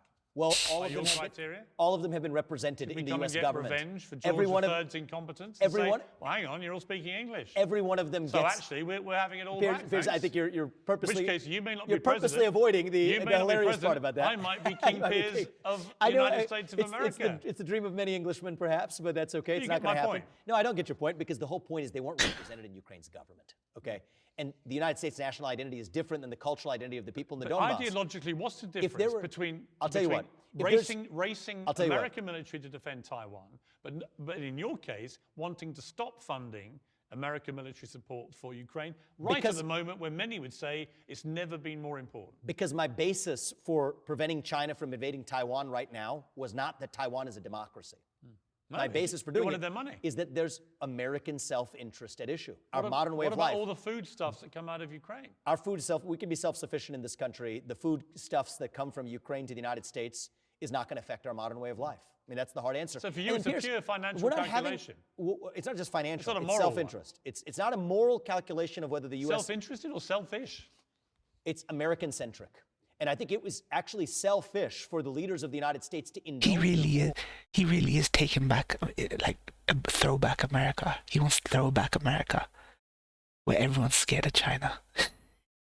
vanities while leaving Americans holding the bag here at home. And here's the other thing, Piers. We're not having this conversation in a vacuum. Look at this. How well has this gone? Forking over nearly $200 billion direct and in kind. I think it's gone incredibly value. well. I tell you Oh, why. I think it's gone. I think it's gone let me explain disastrously. Why. Let me explain why. Everybody assumed that Putin would run over Kyiv, take control. That was a wrong assumption. Kick out rest because there was a Ukrainian counterinsurgency because Ukrainians fought for their democratic rights. And why didn't they fight in the Donbass? Freedom. And I remember a time when America used to celebrate. But Piers, you're missing one super important detail here. You actually made the point that I would like to make, which is the reason why Russia has succeeded in the parts of the Donbass they're occupying is that the people there have more of an affinity for Russia than they do to Ukraine. But actually, so you can't say democracy sometimes, but not others. These people don't want to be part of Ukraine. It isn't actually true because most of the many of them don't. The polls show that the people in those regions still want to be part of Ukraine. Many of them don't, and that's why there was no counterinsurgency. What Bog do you think of Vivek? What does Bog do you think of Vivek? It's a small percentage. They have I think he'd agree. In the Ukrainian parliament. Would you really, if you won the presidency in 2024? I would do a deal that ends this war. What's your deal? I mean, you and Here's Donald Trump talk about, we're going to sort it well, all I'll give you detail. In my case, I'll give you details. You would give Putin what he's taken, right? I won't give him anything. There's a deal. What would you give him? I wouldn't give him anything. I would give him a deal. What's the deal he's going to take? Well, here's the deal. He has to exit his military alliance with Xi Jinping. End the Russia-China military alliance.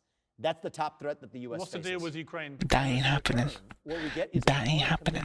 That NATO will not admit. They strengthened their commitments. That ain't happening. That's just keeping. But what about the land? They're so scared of Russia and China. NATO hard. This is what matters most to Putin. There's other parts of this deal I can talk about on both sides. The most important element of each, and then I can go to the second most. The most important element is Russia exit its military alliance with China. We make a hard commitment that NATO not admit Ukraine to NATO, which, by the way, Piers, that violates. We've systematically violated a commitment we made back in 1990. James Baker, the U.S. Secretary of State, made a commitment to Gorbachev. Tell me on this deal. And then here we'd freeze the current. With a chat. What? How long? You would give Putin everything I wouldn't he's give him stolen? anything. I would freeze the current lines of control. What do you mean? What does that mean? These are Russian-speaking regions that are occupied today. You would literally give Putin what he's stolen. You would give a guy. I'm not giving him anything. I'm giving him a deal. What did you describe him as to me again? It's conditioned. What did you call Putin? He's an evil dictator. You give an evil dictator. So are countless others. Land he's stolen by killing people. You would give him the land. Piers, I'm not going to give Vivek, this is where Vivek's just throwing shit out. He's just contradicting himself at every other statement. He's contradicting himself. This is embarrassing. This is why he has no choice. I don't think it's probably anything to do with that fact that he's brown. We got Rashid Sunak. Giving him a deal. You've just said you give him the whole. I'm not going to give him. That's your word, not mine. I'd give him a deal. What I would do is, we would require Russia to exit its military alliance with China. What threatens the United States of America? What message are you the sending? Russian-China military Vivek, alliance. You're president of the United States, and you say, all right, Vladimir, I know you invaded illegally a sovereign democratic country, and they fought for It's not a democratic country. And they fought Ukraine is not a democratic country. And they fought for Ukraine is not a democratic country. I don't agree with you. I mean, I don't agree with you. Look at what they're doing to the Ukrainian Orthodox Church right now. Let me finish this. It's just a myth. Let me finish. But we're having a mythological conversation. Well, you Ukraine don't think it is not a democratic country. The people of Ukraine voted for democracy in massive majority. Except for the ones that didn't vote that happened to be in the regions occupied by Russia. But you would give this area they've stolen back to the Russians, right? So you're telling, I would not. You're telling it would be conditioned. You're telling every. I would not do anything other than we get what we want. You're telling every evil dictator in the world, you can go and invade any country you like, take whatever land you can in a bloody war for as long as Piers, you like. what I find fascinating. And then eventually, I'll just give it to you. How many hours of your show, or minutes, or seconds, have you dedicated to what Azerbaijan has done to Armenia and Nagorno-Karabakh on the different region on the other side of Caspian? Zero is probably the answer, just like every other major member of the media. Why? Because Ukraine has been as successful in selling this Pied Piper myth in the United States as Azerbaijan has. Yet what Azerbaijan just did in Nagorno-Karabakh over the same region, dating back to even September of this year, pin drop silence. So if you're going to apply that standard, you would be applying it far more broadly. But applying your standard as President of the United States seems my standard is stay out of them all. Because if you're in Ukraine for that reason, the United States would be in 10 other conflicts right now. And so you're selectively applying it, if I may say, Piers. He could have simplified his fucking message, but he's pandering and appeasing so much, this fucking idiot, man. I'm not gonna lie, as a brown person myself, this is the sort of academic, clinical academic answer I would have I would have personally written on a page, like me personally. But then I would have looked at it and think, what message does this give? And I would have realized this doesn't really convey what I believe in. And this guy don't get it. He's just doing the brown man thing. I'm not saying he's dumb. I think he's given each particular thing a thought. He hasn't lumped everything into like U.S. foreign policy. But not even to the best example you could make, because Ukraine is not a paragon of democracy. Churchill's quote about crocodiles and appeasers, right? Well, that's applied selectively, analogizing some element of history as opposed to analyzing what the individual situation is. And so where is Azerbaijan, Armenia? Why is that not part of the conversation? Just because the media has decided that that isn't what we're going to pay attention to, because it's not what the cool kids are talking about, likely because it's Christians at stake. Let's be honest about that. So this is a country in Ukraine that's gone after the Ukrainian Orthodox Church. This is a country that has banned 11 opposition parties. This is a country where the regions of Russia that have been occupied, several of those provinces, Luhansk and Donetsk in particular, not even represented in the Ukrainian parliament. Star Wars trash. Some battle of good versus evil. Where's this coming from, Toshi? And even if you're going to pick good versus evil, there's a lot other better examples. Where's this coming from, And I'm principled Toshi? to say that we should not be making those moral judgments for other people. Gio, man, have you got nothing original? This is another reason we all think you're a stupid fucking idiot. You just got nothing to interject. Even when you're not on your period, you're not losing, having a psychotic break. You just have nothing to add to the conversation. We could be talking about anime, live action shows, politics, somebody famous. We could be talking about anything. And you have literally nothing stimulating to say apart from this whatever stupid, unfunny joke comes to your head. Of the United States of America. But you have just made a moral judgment. You've actually said to an evil dictator, you can come and grab that land and keep... This will keep happening, Gio, if you don't listen. No, that presumes that it was our job. That's a moral judgment. It presumes that it was our job to be able to say yes or no in the first place. That is not the job of the United States of America. The job of the United States of America is to be strong and look after its own citizens. It used to be. We have a different view. It used to be. Maybe from looking from an outsider's perspective it might look that way. Call me old-fashioned, but I remember in World War II when the Americans came in to help Britain finish off when the Pearl Nazis. Harbor was hit. Yes. I mean, the hard answer is... Better late than never would be my response to that. Well, America should look after its self-interest. When America was attacked itself, then America did come into the war and did help Britain win it. That's correct. When America was hit, that happened. And thank God they did. And I'm grateful that America and Europe should be grateful that we did. And now NATO can spend maybe 2% of its GDP on military spending, which it's still failing to do. So much for gratitude. So all I would say on there. that point, I agree with you, and I agree with Donald Trump. And he did the right thing. When he said NATO was obsolete, he meant the way the finances are not being paid by a lot of the member countries. They're just not. A majority of them are. And they should be. Let's turn to conspiracy theories. People think you're a conspiracy theorist. Conspiracy theorist? No, I'm a conspiracy realist. I believe in actually some of the most mundane so-called conspiracies have been obvious realities hiding in plain sight. Do you think the people said it was a conspiracy theory, by the way, when I said that like many others, the COVID pandemic originated in a lab in Wuhan, back when we were supposed to buy this wet market. And it's most likely it did. And most likely that it did. So I think that history has taught us that many of the things that we reject. Do you believe I'm guided by fact. Do you believe the Sandy Hook massacre was a hoax? No. Do you think the parents of those kids who died were actors? No. Okay, so why did you appear on Alex Jones's... Oh shit. Oh shit. They got him. Sorry, before I go play it, Alex Jones is always the sacrificial lamb. Always. Always. Oh, Lord. Because those are two fundamentally different questions. Well, they're not, because in fact, this is a guy who's propagated... I invited him on my podcast, and in that particular instance, I gave him an opportunity to say what people should listen to. They're forgetting that Trump also appeared on Alex Jones' show. No one ever held that against him. No one ever held that against him. Trump appeared on Alex Jones' show when he was running. This is actually what respects everybody. What did he say? He said he was wrong. So he said, he came on, we sat in a conversation just like this one. He said he was wrong and he regretted it. And so I think that this culture of creating... Why would you invite someone like that onto your podcast? Give me some examples of people you've... Have you ever talked... Isn't it called Truth? Have you ever talked... What's your podcast called? Truth. Truth. And the path to truth runs through free speech and open debate. So you have the worst liar in America, a man who calls... See, I don't believe in creating obstacles to who speaks to who. Let me finish my character assessment of Alex Jones, right? I didn't make a character assessment. I'm about to make one of him, right? Because as you know, he was found guilty in October 2022 of defaming the families of the Sandy Hook victims after years monetizing the lie that it was a hoax and the families of the dead were actors. He's been ordered to pay a collective $1.5 billion to the people who he so sickeningly defamed. And yet there's you, a guy who wants to be president of the United States, inviting this guy. Saying that was dead wrong. It was dead wrong. Gio makes William Aguirre look like a fucking genius. People I've talked to Chris on Christie there. said when he heard you did that, he said... I could care less for what Chris Christie has to say. But he said should get that the hell to out of him... this race. Fat fuck, Chris Christie. Hey, Gio, I've got an idea for you for a Halloween costume. I've got an idea for you today, Gio. Chris Christie. You do a really good Chris Christie with some of the bonkers shit that you said last couple of weeks.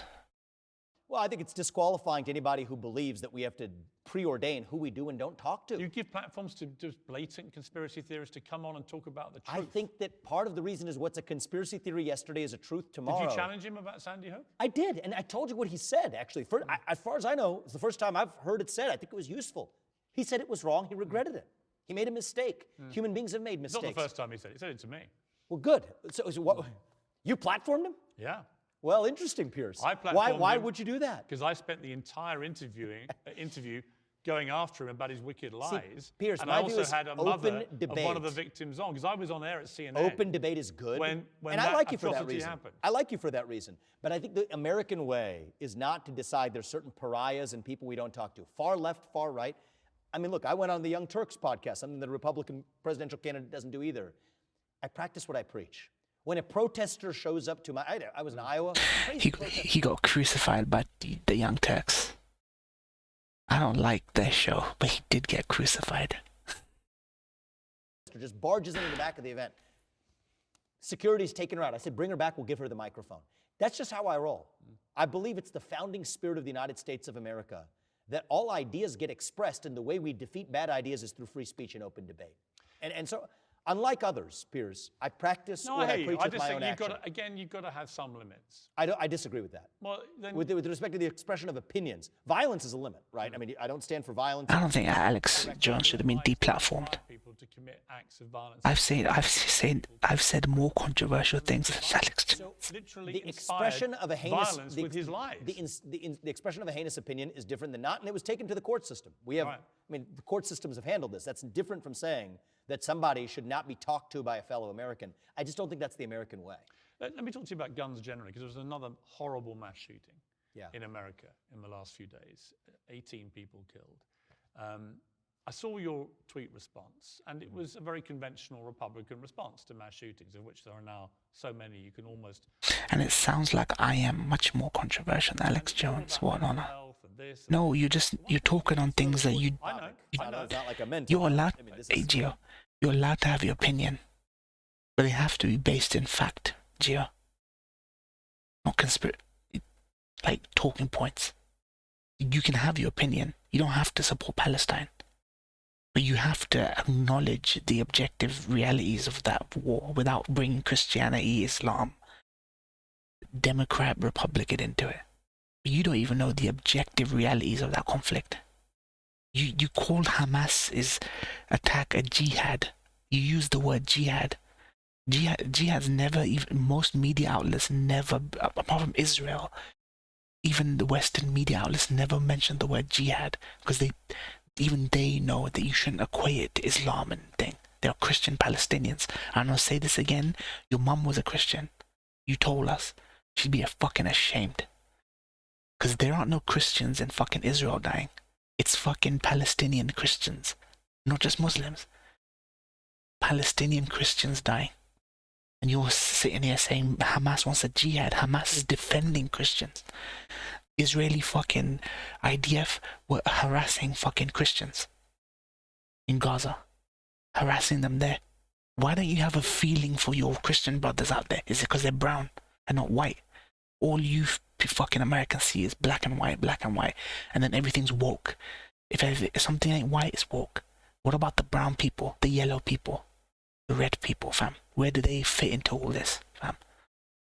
So have your opinions, but base it in fucking objectivity, fam. Real fundamental topic in the Many United other States. countries have mental health problems just at the same level that America does. The difference about America, almost exclusively of anywhere in the world, is that America has 400 million plus firearms in circulation. So when people are mentally unstable or sick, they have easy access to guns. And you didn't mention the word gun in your statement. And I was curious, why not? Do you not think that guns play a part in gun massacres? Well, obviously, guns, definitionally, per your question, somewhat tautological there, guns play a role in guns massacres. They don't play a role in massacres of other kinds. Do you think guns kill people? I think people kill people using guns and using other instruments to do it. Have you ever known someone, I can give you my policy perspective if you're interested in that. Let me ask you, have you ever known someone shoot someone We'll let you indulge with whatever the interesting, right. clever framing you have. Let me get the up, question so. right. Yeah. Have you ever known, do the clever framing have you ever known thing. a human being shoot somebody dead without a gun? I know whatever the setup is, I'll give you whatever I lost track of it. Finger gun. Whatever the premise is. That's the question. People have pulled the trigger of guns that have killed people. I think let's just get that on the table. Yeah. Sure. Tautological, but you don't think the answer it's not a useful policy question. I'm curious. Look, as a British citizen who has a home in America, I can go and get a semi-automatic rifle very easily tomorrow. Yeah. And I'm not even an American citizen. I just have to apply for a hunting license, give my American address, and I'll get access to any firearms I want. I can kit myself up like Rambo, right? Legally. What I can't do in America is buy a Kinder Surprise chocolate egg. They're banned on safety grounds. Well, I think that makes no sense. You're a very bright man. I'm a medical and food choice absolutist. Can you explain to me why it's deemed more dangerous that I should have a chocolate egg with a little toy inside it that might choke people compared to an AR-15 semi-automatic rifle that could slaughter a lot of people in a very short period of time? I do agree. You gotta get rid of rifles, assault rifles. You have to. There's no fucking reason for anyone to have a fucking assault rifle. So I'm a pro-freedom person, and so I'm not going to sit here and defend some other foolish restriction that the United States has on a million things that I'm generally against. But I can speak to the Second Amendment. The Second Amendment is not about a technocratic judgment about maximizing or minimizing the number of people who were killed. The Second Amendment is about something else altogether. Kinder eggs were my jam. I had my favorite uncle and auntie. They would, every time they came over, buy me and my bro a bunch of Kinder eggs. I love Kinder eggs. We never choked on it. We're not stupid. We're not raised like you Americans, fam. It's analogous to the discussion we just had about free speech. It's a different value judgment. Are there risks to allowing free speech? Yes, there are, but we bear those risks because that's who we are. That we trade that. Everyone would turn into Max Payne according to Kaiser. Everyone would turn into Max Payne according to Kaiser. Risk off to say that's how we preserve freedom when it comes to the First Amendment. The Second Amendment makes a similar value judgment. The purpose of the Second Amendment actually wasn't to allow people to have the freedom to hunt. That's not what it's about. It was about repelling and keeping a foreign, in that case, started British monarchy at bay. It's like mutually assured destruction in the Cold War. Both sides have nuclear weapons. Well, that's how you assure a stable peace. It's a mutually assured destruction relationship between the citizens and their government, between the governed and their government. Right. That's what this is about. And so why is the United States of America still, for all of our imperfections, 250 years into this ballgame, still the place that when you open the borders, as sadly one administration has, people don't go running out, but they come running in? Why is it the country that still gives hope to the free world? One of the reasons why is the Bill of Rights. And the Second Amendment is the one amendment that gives teeth to all of the other amendments in that Bill of Rights. So that's a value judgment we make. The Second Amendment was not written with the question of what minimizes the number of deaths. Those are other policies. It was that you could arm yourself as part of a well-regulated militia, and then over time, actually, until the 80s... Gio won't care about any of this till it hits his doorstep. ...to mean just that. And then, as the NRA got more political and became less apolitical, and some hardcore Republicans... Yeah, he does, Ryan. He does seem like that. They then put pressure on the Supreme Court, which they eventually were successful in doing, in reframing the interpretation of the Second Amendment to mean an individual right to bear arms. And what has happened... I think the history is a lot more complicated. But what has happened, and it may be a complete coincidence, but what has happened since that reframing... Depends on how much ADHD meds he's on. The number of mass shootings in America has begun to skyrocket. And they didn't used to happen in anything like these numbers. I think we before. can debate So the my data. question, Even me saying the fucking rash and controversial shit I say could conceive of a better policy than this, than Vivek. For America, I'm not even American. Guns in circulation in America. It's not for me to tell Americans how to lead their lives. It's not for me to tell you what laws you should have. You and your president... My disrespect for American politics is consistency. He failed that. I could make all of his policies consistent. Just give me a piece of paper, I'll make him all consistent. Issue you're going to have to confront. I can guarantee you that every month, every 6 weeks, there will be a mass shooting of some significance that will command your response. And every month, 1 million new guns will be sold in America, adding to the total that are... And you're going to get, as the population increases, more mentally ill people too. To me, it's just a never-ending, so that's the part I want to work worsening cocktail. So my question really is, what do you do about it if no part of the solution involves guns? How do you ever expect it to stop? So I think that in the data that you cited, a lot of confounding variables. One of faced him, slouch. Yeah.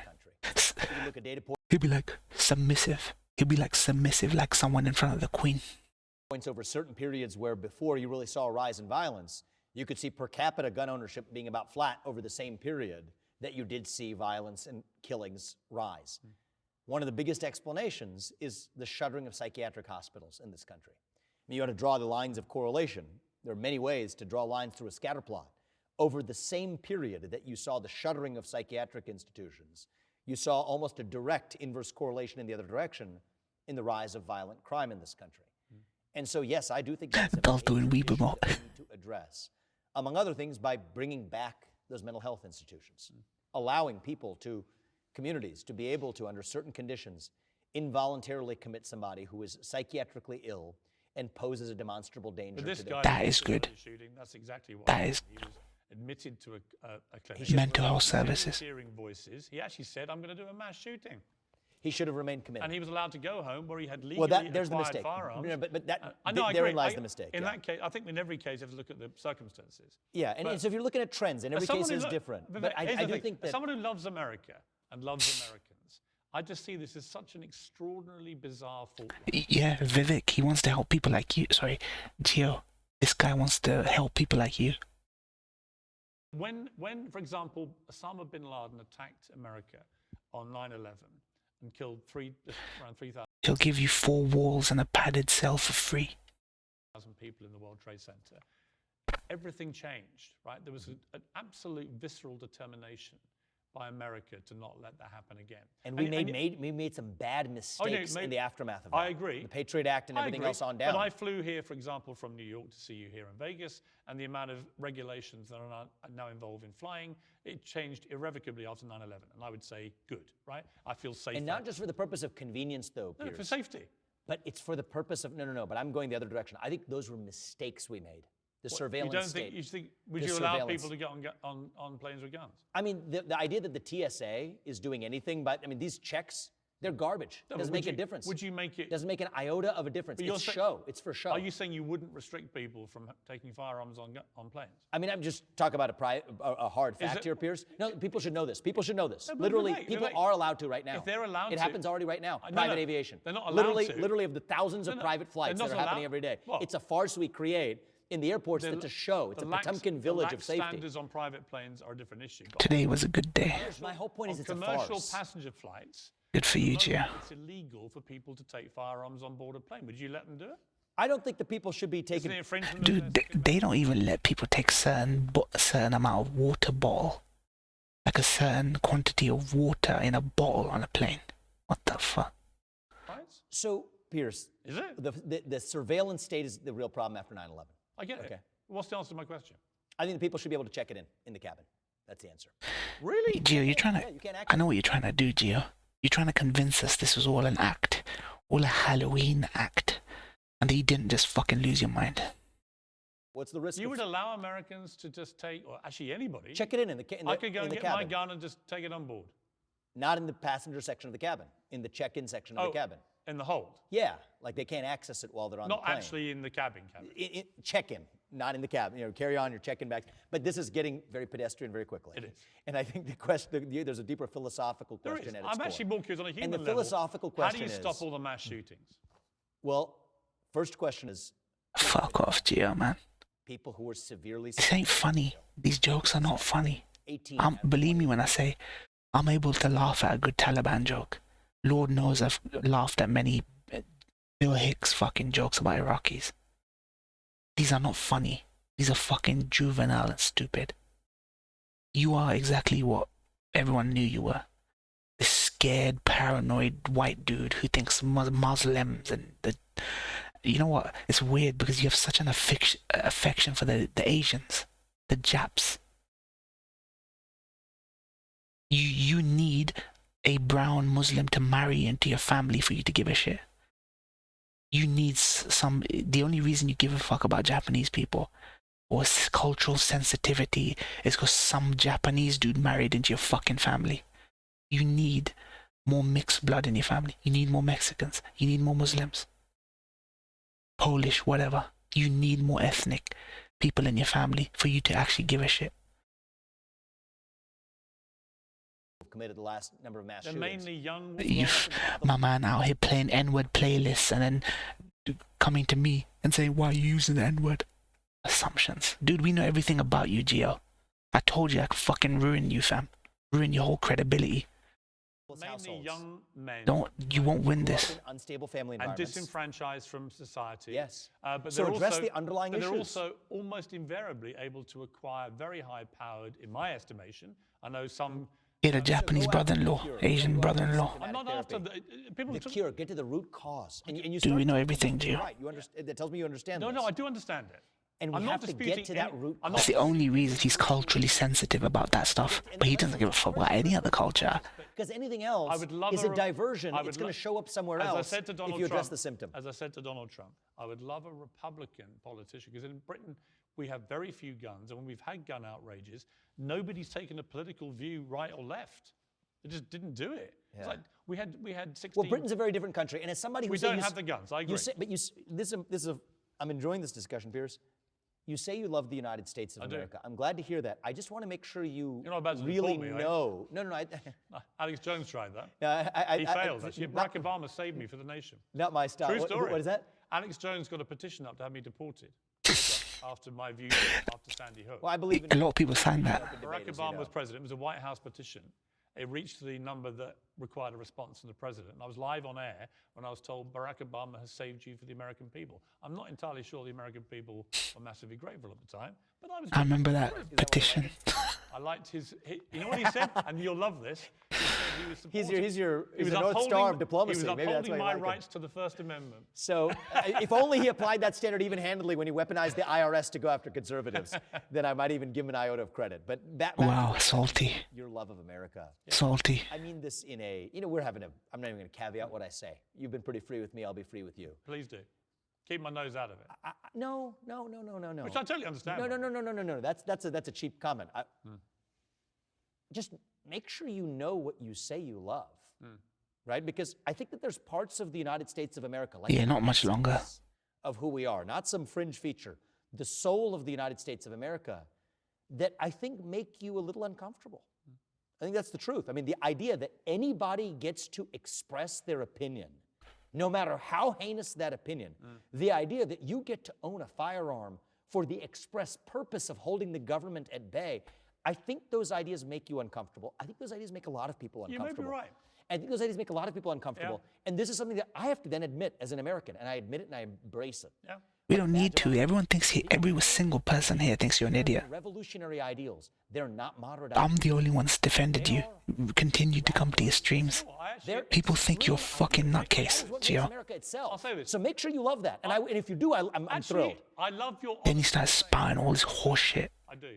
And you lost the only bridge you had to these people. They think you're a fucking nutcase, Gio. I'm telling you the truth. Because no one tells you the truth. Sonia just sits there expecting to be a chaperone because she's having an epileptic seizure. You're basically a fucking glorified bodyguard for Sonia. That's what you are. She don't give a fuck about what you do. Metal Gear Solid, Resident Evil. She don't give a fuck about all this shit. You're just a glorified bodyguard to chaperone at the conventions. Look how much shit she gives you because you were trying to put food and bread on your table. You had to work multiple shifts. She didn't give a fuck about that. She held that over your head while we were supporting you, Gio. You fucking idiot. We were supporting you. Man needs to earn money for his family. food bills. She was out there guilt tripping you for not coming to a fucking convention, and we supported you. She does not give a fuck about you. I was the only bridge to these people here. I'm sorry, I hate to say this, but I'm the only one that tells you the truth. I don't treat disabled people or people Asperger's differently. I tell you the fucking truth, and if you don't like it, you don't like it. Sonia was guilt tripping you for not going to the convention. You remember, I don't pretend like you don't know. Americans find inexplicable too, right? So you were pissed off for like 4 or 5 days. Because I take it very, I don't know, viscerally, I think, when I see these masses. Because you had to look after your cats. Because your cats and you couldn't turn up. We had work. Especially the school shootings. As a human being, my visceral reaction is and it's the old Einstein sad thing, one too. You know, in reverse. Yeah, but I'm just telling you, people do, when we attend your streams, that's us giving a fuck. We take time out to enjoy the Geo stream. So we're sincere. We don't lie to you is what I'm saying. To Sonia, you're just a fucking butler, Geo. You can't see this because you're you're in on the inside. We're on the outside. I'm telling you these fucking truths, but you just don't listen. You escape into Nintendo La La Land. So you don't have to think about these things. The idea to me of total insanity is that you do nothing and nothing and nothing and nothing, expect a different result.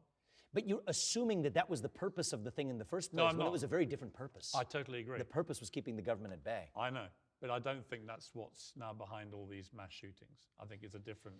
Of course. That's always been me. I've never made a fucking secret of it. I call everyone fucking F word, lazy, underachiever, bums. It's just my thing. Whenever I go live, call them lazy, call them this. It's my thing, and I keep doing it. People know. They can ignore it. They ignore it. Simple. That's been my thing. Retweeting my own tweets, always been my thing. I know it looks weird. I do it because I can, and we have freedom here, Gio. We have freedom to do whatever we want. It doesn't have to follow conventions. But you, Gio. You're a smart guy. So I think I want to just track something you said. Your response to what happened in the aftermath of 9/11, I think you didn't get to fully completing, we went on a different strand, but to complete it, I think you were kind of painting that as a good thing. And I was pointing to the same set of facts and describing it as a bad thing. Let me explain. I was the editor of a major national newspaper in Britain, which vehemently opposed the Iraq War. And we were the left of center newspaper that Tony Blair, the Labour Prime Minister... Opposed the Iraq War, you mean? Opposed the Iraq War. You said Iran, yeah. You said Iran, no big deal. No, Iraq. Iraq. Yeah. Let's get it right. Yeah. Opposed the Iraq War. And I'm very proud to be a part. I think it was a devastating... Dude, I'm not a fuck... ...on the completely false pretext of Saddam Hussein having... You think I'm an attention whore?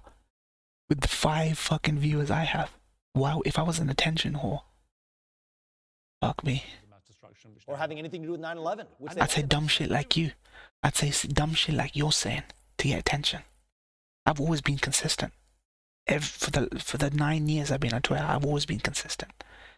I don't say something left of field just to get attention. Not like you do, Gio. Every fucking Halloween you turn into your fucking Mr. Scratchman. It's a different argument about Afghanistan, and I have my brother was a serving British Army officer, served in Iraq and Afghanistan, as did my brother-in-law, all the military, my family, served alongside Americans, right? So I have a lot of vested interest in that. America, I understood the distinction of, in that case, clearly Al-Qaeda were using Afghanistan as a place to plan terror attacks against the United States. I understood you have to go and get them. It's not dissimilar, actually, to what the argument you're seeing used by Israel now with Hamas. And it's incredibly difficult and very complicated. I don't know how you go and get terrorists who are surrounded and embedded. There's not a single Muslim cause on this planet that America supports.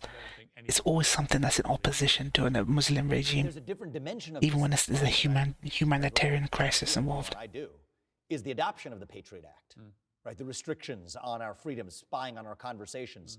The idea that somehow all it's got on them is the Patriot Act. But it's a post-9/11 era. The government can listen into that without a warrant.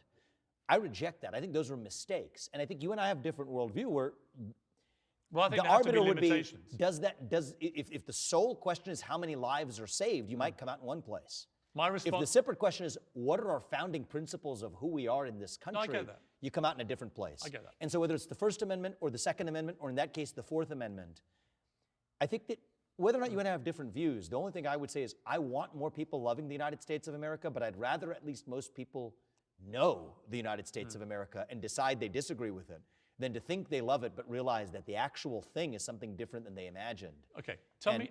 I personally think the radicalism of the American Revolution is a beautiful thing. That's how I think we're going to unite this country.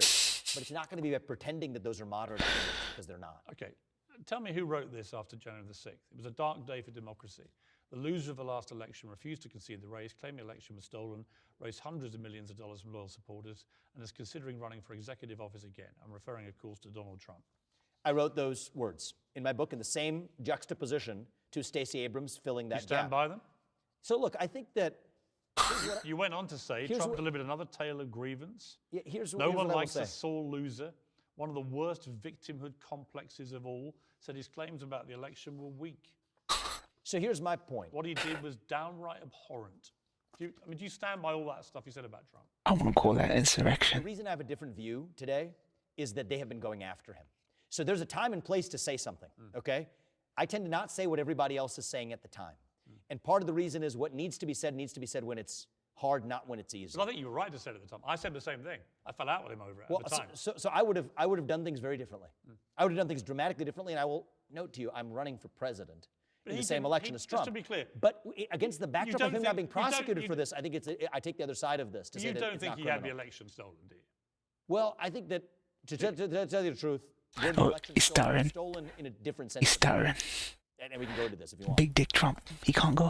He can't go against Big Dick Trump. Algorithms and the I think that's a censorship very information. interesting point. I think that's And I Can't really go where the against Big real Dick Trump. As I said to him when I interviewed him, I said, you're fighting the wrong stolen election claim. And he Yeah. said, what do you mean? I said, well, when the New York Post story exposing Hunter Biden's laptop... I mean, that was the real issue. When that was would have changed the outcome. When that was basically vaporized by big tech Yeah. to protect the Bidens and Trump's And election. you and I both look at the same polls. Those would have changed the result of the election. It could have changed. So there's evidence of a potential I agree stolen with that. election. So on that, I kind of agree. Yeah, that's what I've said all along. But that's not. And here's the other thing I would say. That's not the position he takes. Well, yeah, it's fine, and we are allowed to have different positions. My position. He ain't gonna do nothing against Trump. And I have to say, we haven't really got into it, but all the woke madness stuff, Yeah. you've been Here we go. absolutely rock solid on, and I completely agree with you. I appreciate you saying that. And the thing is, and this Gio will also love him now. ultimately is related to one of the other questions you were. Anti-woke. I wrote the book Woke Inc.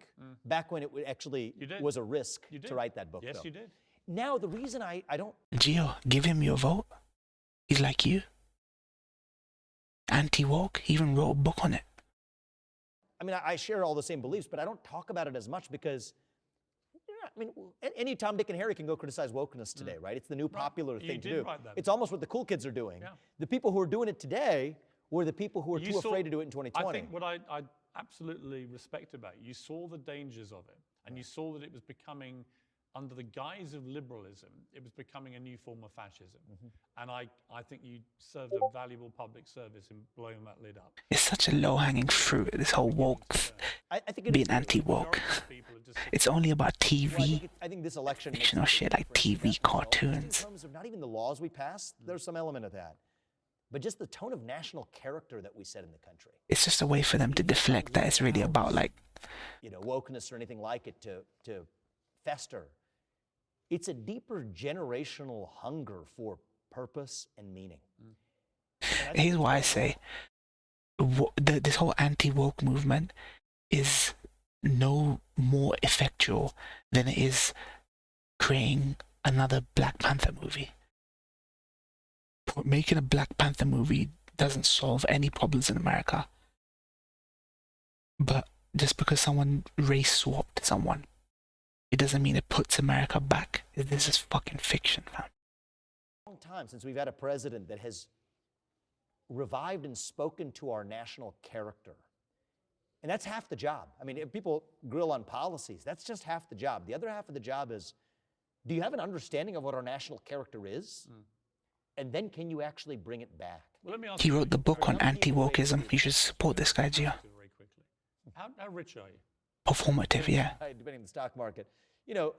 Billion on a good day and, maybe 600 million on a bad day. But US dollars. yeah. $1 billion on a good day. Yeah, maybe a little more on a good day. Yeah. Do you like being a billionaire? I don't particularly relish the title. I am not one of these people that's been a life achievement of mine. thrilled that this country allowed me to achieve everything that I have. I'm proud of my accomplishments. I don't apologize for success, but I also don't fetishize Greenpeace. Because you can never race swap people in real life. You can't race swap real life people. If you made a movie about Nelson Mandela, he was a real person and he was black. So it's all performative, like Ryan says. Making a big budget mainstream movie with a black hero does nothing for America. Does nothing. But then at the same time, you know, making fucking Snow White Hispanic doesn't do nothing either. Nothing. I think sometimes it's something that leads people to deep unhappiness, and I've been. But it doesn't erode America either. To make sure I don't become one of them either. We try to live in a way that, you know, maybe would reflect a fraction of that net worth in a way that actually, hopefully, allows our family to. See, look, Gio, for someone who doesn't show bias, you say, I'm not on Israel's side, I'm not on Palestine's side. How do you not understand this, Gio? I'm literally presenting a fair argument that just because Black Panther exists, it's not going to solve racism like all the fucking liberals and Democrats think. But just because Snow White, a fake fictional character, is cast as Hispanic, it's not going to erode America or destroy the very fabric of America. Use your fucking head, you stupid fucking retard. To avoid some of the traps that some of my wealthier friends have fallen into. Listen to what people are saying. Don't hear what you think is being said. Listen to what people are saying. How she pronounces it? She said your two best qualities were your joy and optimism. Is that what she said? That's nice of her. What do you think of that? Is that true? Yeah, I think I'm naturally a very optimistic person. It's funny she says that because she's the person who experiences my crankiness the most at times, but there's a joy and optimism in there. On certain days, it's only people like you and William get fucking angry over Velma from Scooby-Doo becoming brown. Oh, they made Velma brown, woke. It's gonna do nothing. Does nothing for America. But neither does fucking making 7 Black Panther movies. More deeply than others, When was the moment you knew she was the one for you? We were hiking a mountain it was a Flat Top Mountain. No, I'm tired of his fucking anecdotes. You're a billionaire. Yeah, you're a billionaire. This guy got no chance. My nigga here ain't got no chance. He's from the Indian subcontinent, so I can call him my nigga if I want. They were using the N-word for Native Americans long before they were ever using that word for black people. Only white man ain't allowed to use that word. Oh, wait, what do you mean Jordan Peterson tomorrow? Wait, Jordan Peterson's gonna, oh man. The problem with Piers is he dick rides Jordan Peterson. I'm not interested in that. He was doing a Michaela Peterson, Jordan Peterson interview. He just dick rode them the whole way. Didn't question him on why Jordan Peterson sucks fucking Ben Shapiro's dick.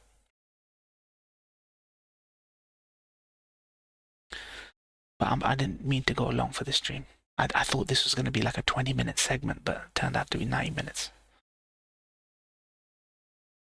God, Peterson, really don't want to hear that fuck. Yeah, I'm not gonna. I'll do that next stream then. Link me quickly. I just don't need. I need to see the title. Just link me. Link me here, Kaiser. I'll get it ready for tomorrow.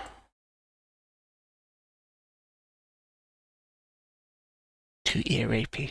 Yeah. Because all Piers does is dick ride Peterson. I'm sick of Jordan Peterson. I used to respect the guy, but he started taking that Israeli Zionist money.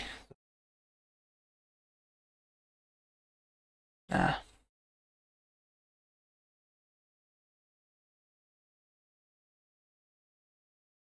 Piers is not going to... ClickUp? ClickUp is an all-in-one... Piers Morgan versus Jordan Peterson, Israel Hamas war, and his give him hell tweet. Nah. It's just going to be a circle jerk. I might check it out tomorrow. I might check it out.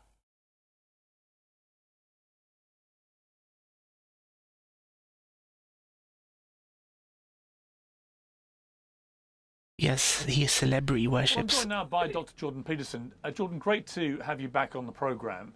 A lot of Yeah, I'll check that out next stream. Here's Morgan versus Jordan Peace on Israel Hamas war and give him hell. Jordan supports the whole biblical prophecy of Israel. He supports that. There's nothing I want to hear him say. It's his extremist Bible thumpers.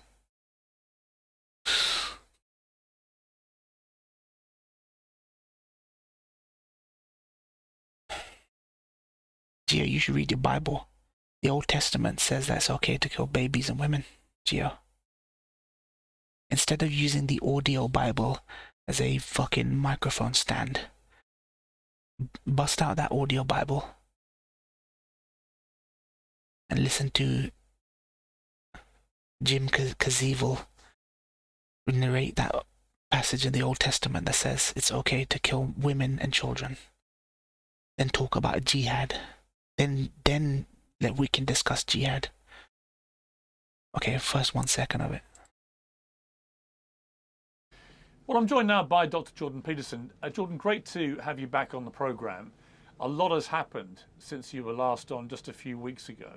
I want to start by saying that I'm wrestling with a lot of moral quandaries about this war, and I'm hoping that through our conversation today we might get yeah, his suits. He's been getting fashion tips. The last interview, he was one of his videos. He was talking about he's got a deal with a company, haberdashery or whatever it is, and they suit him out. So he goes half and half now. Yeah, he's been doing a lot of that half and half shit. Like he's been getting tips on how to dress. So he's been taking that free sponsorship money. Yeah. This guy's fucking fallen hard, this guy. He used to have some things to say that were important, but now he's just fucking off the rails.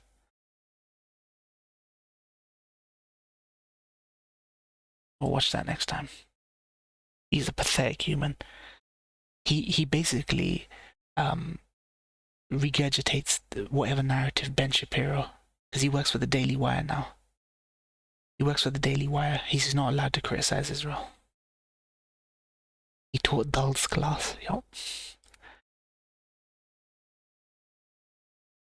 Dude, we're not asking for that, Gio. We're just saying, fuck me, man.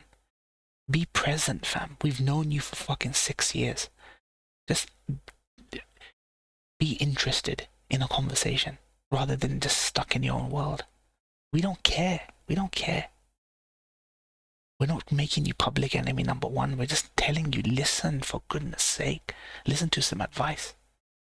Take it or leave it, but just at least acknowledge that you've heard what we've said and present your argument about why you can't listen to that advice.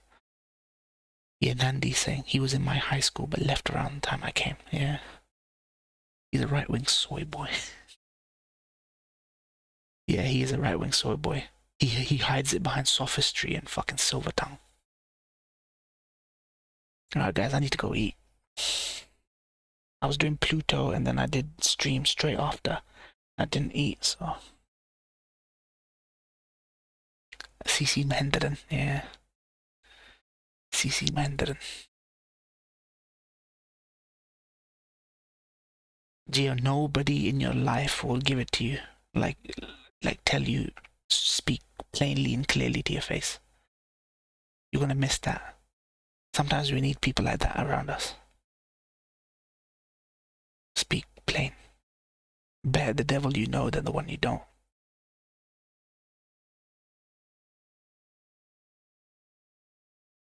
Did you watch Pluto? Yeah, I did. Not 5, episode 5. I'm gonna upload it now, Gio. 5. I'll upload that like literally now when I end the stream. Alright guys, thank you guys for watching. Gio, here's something special for you.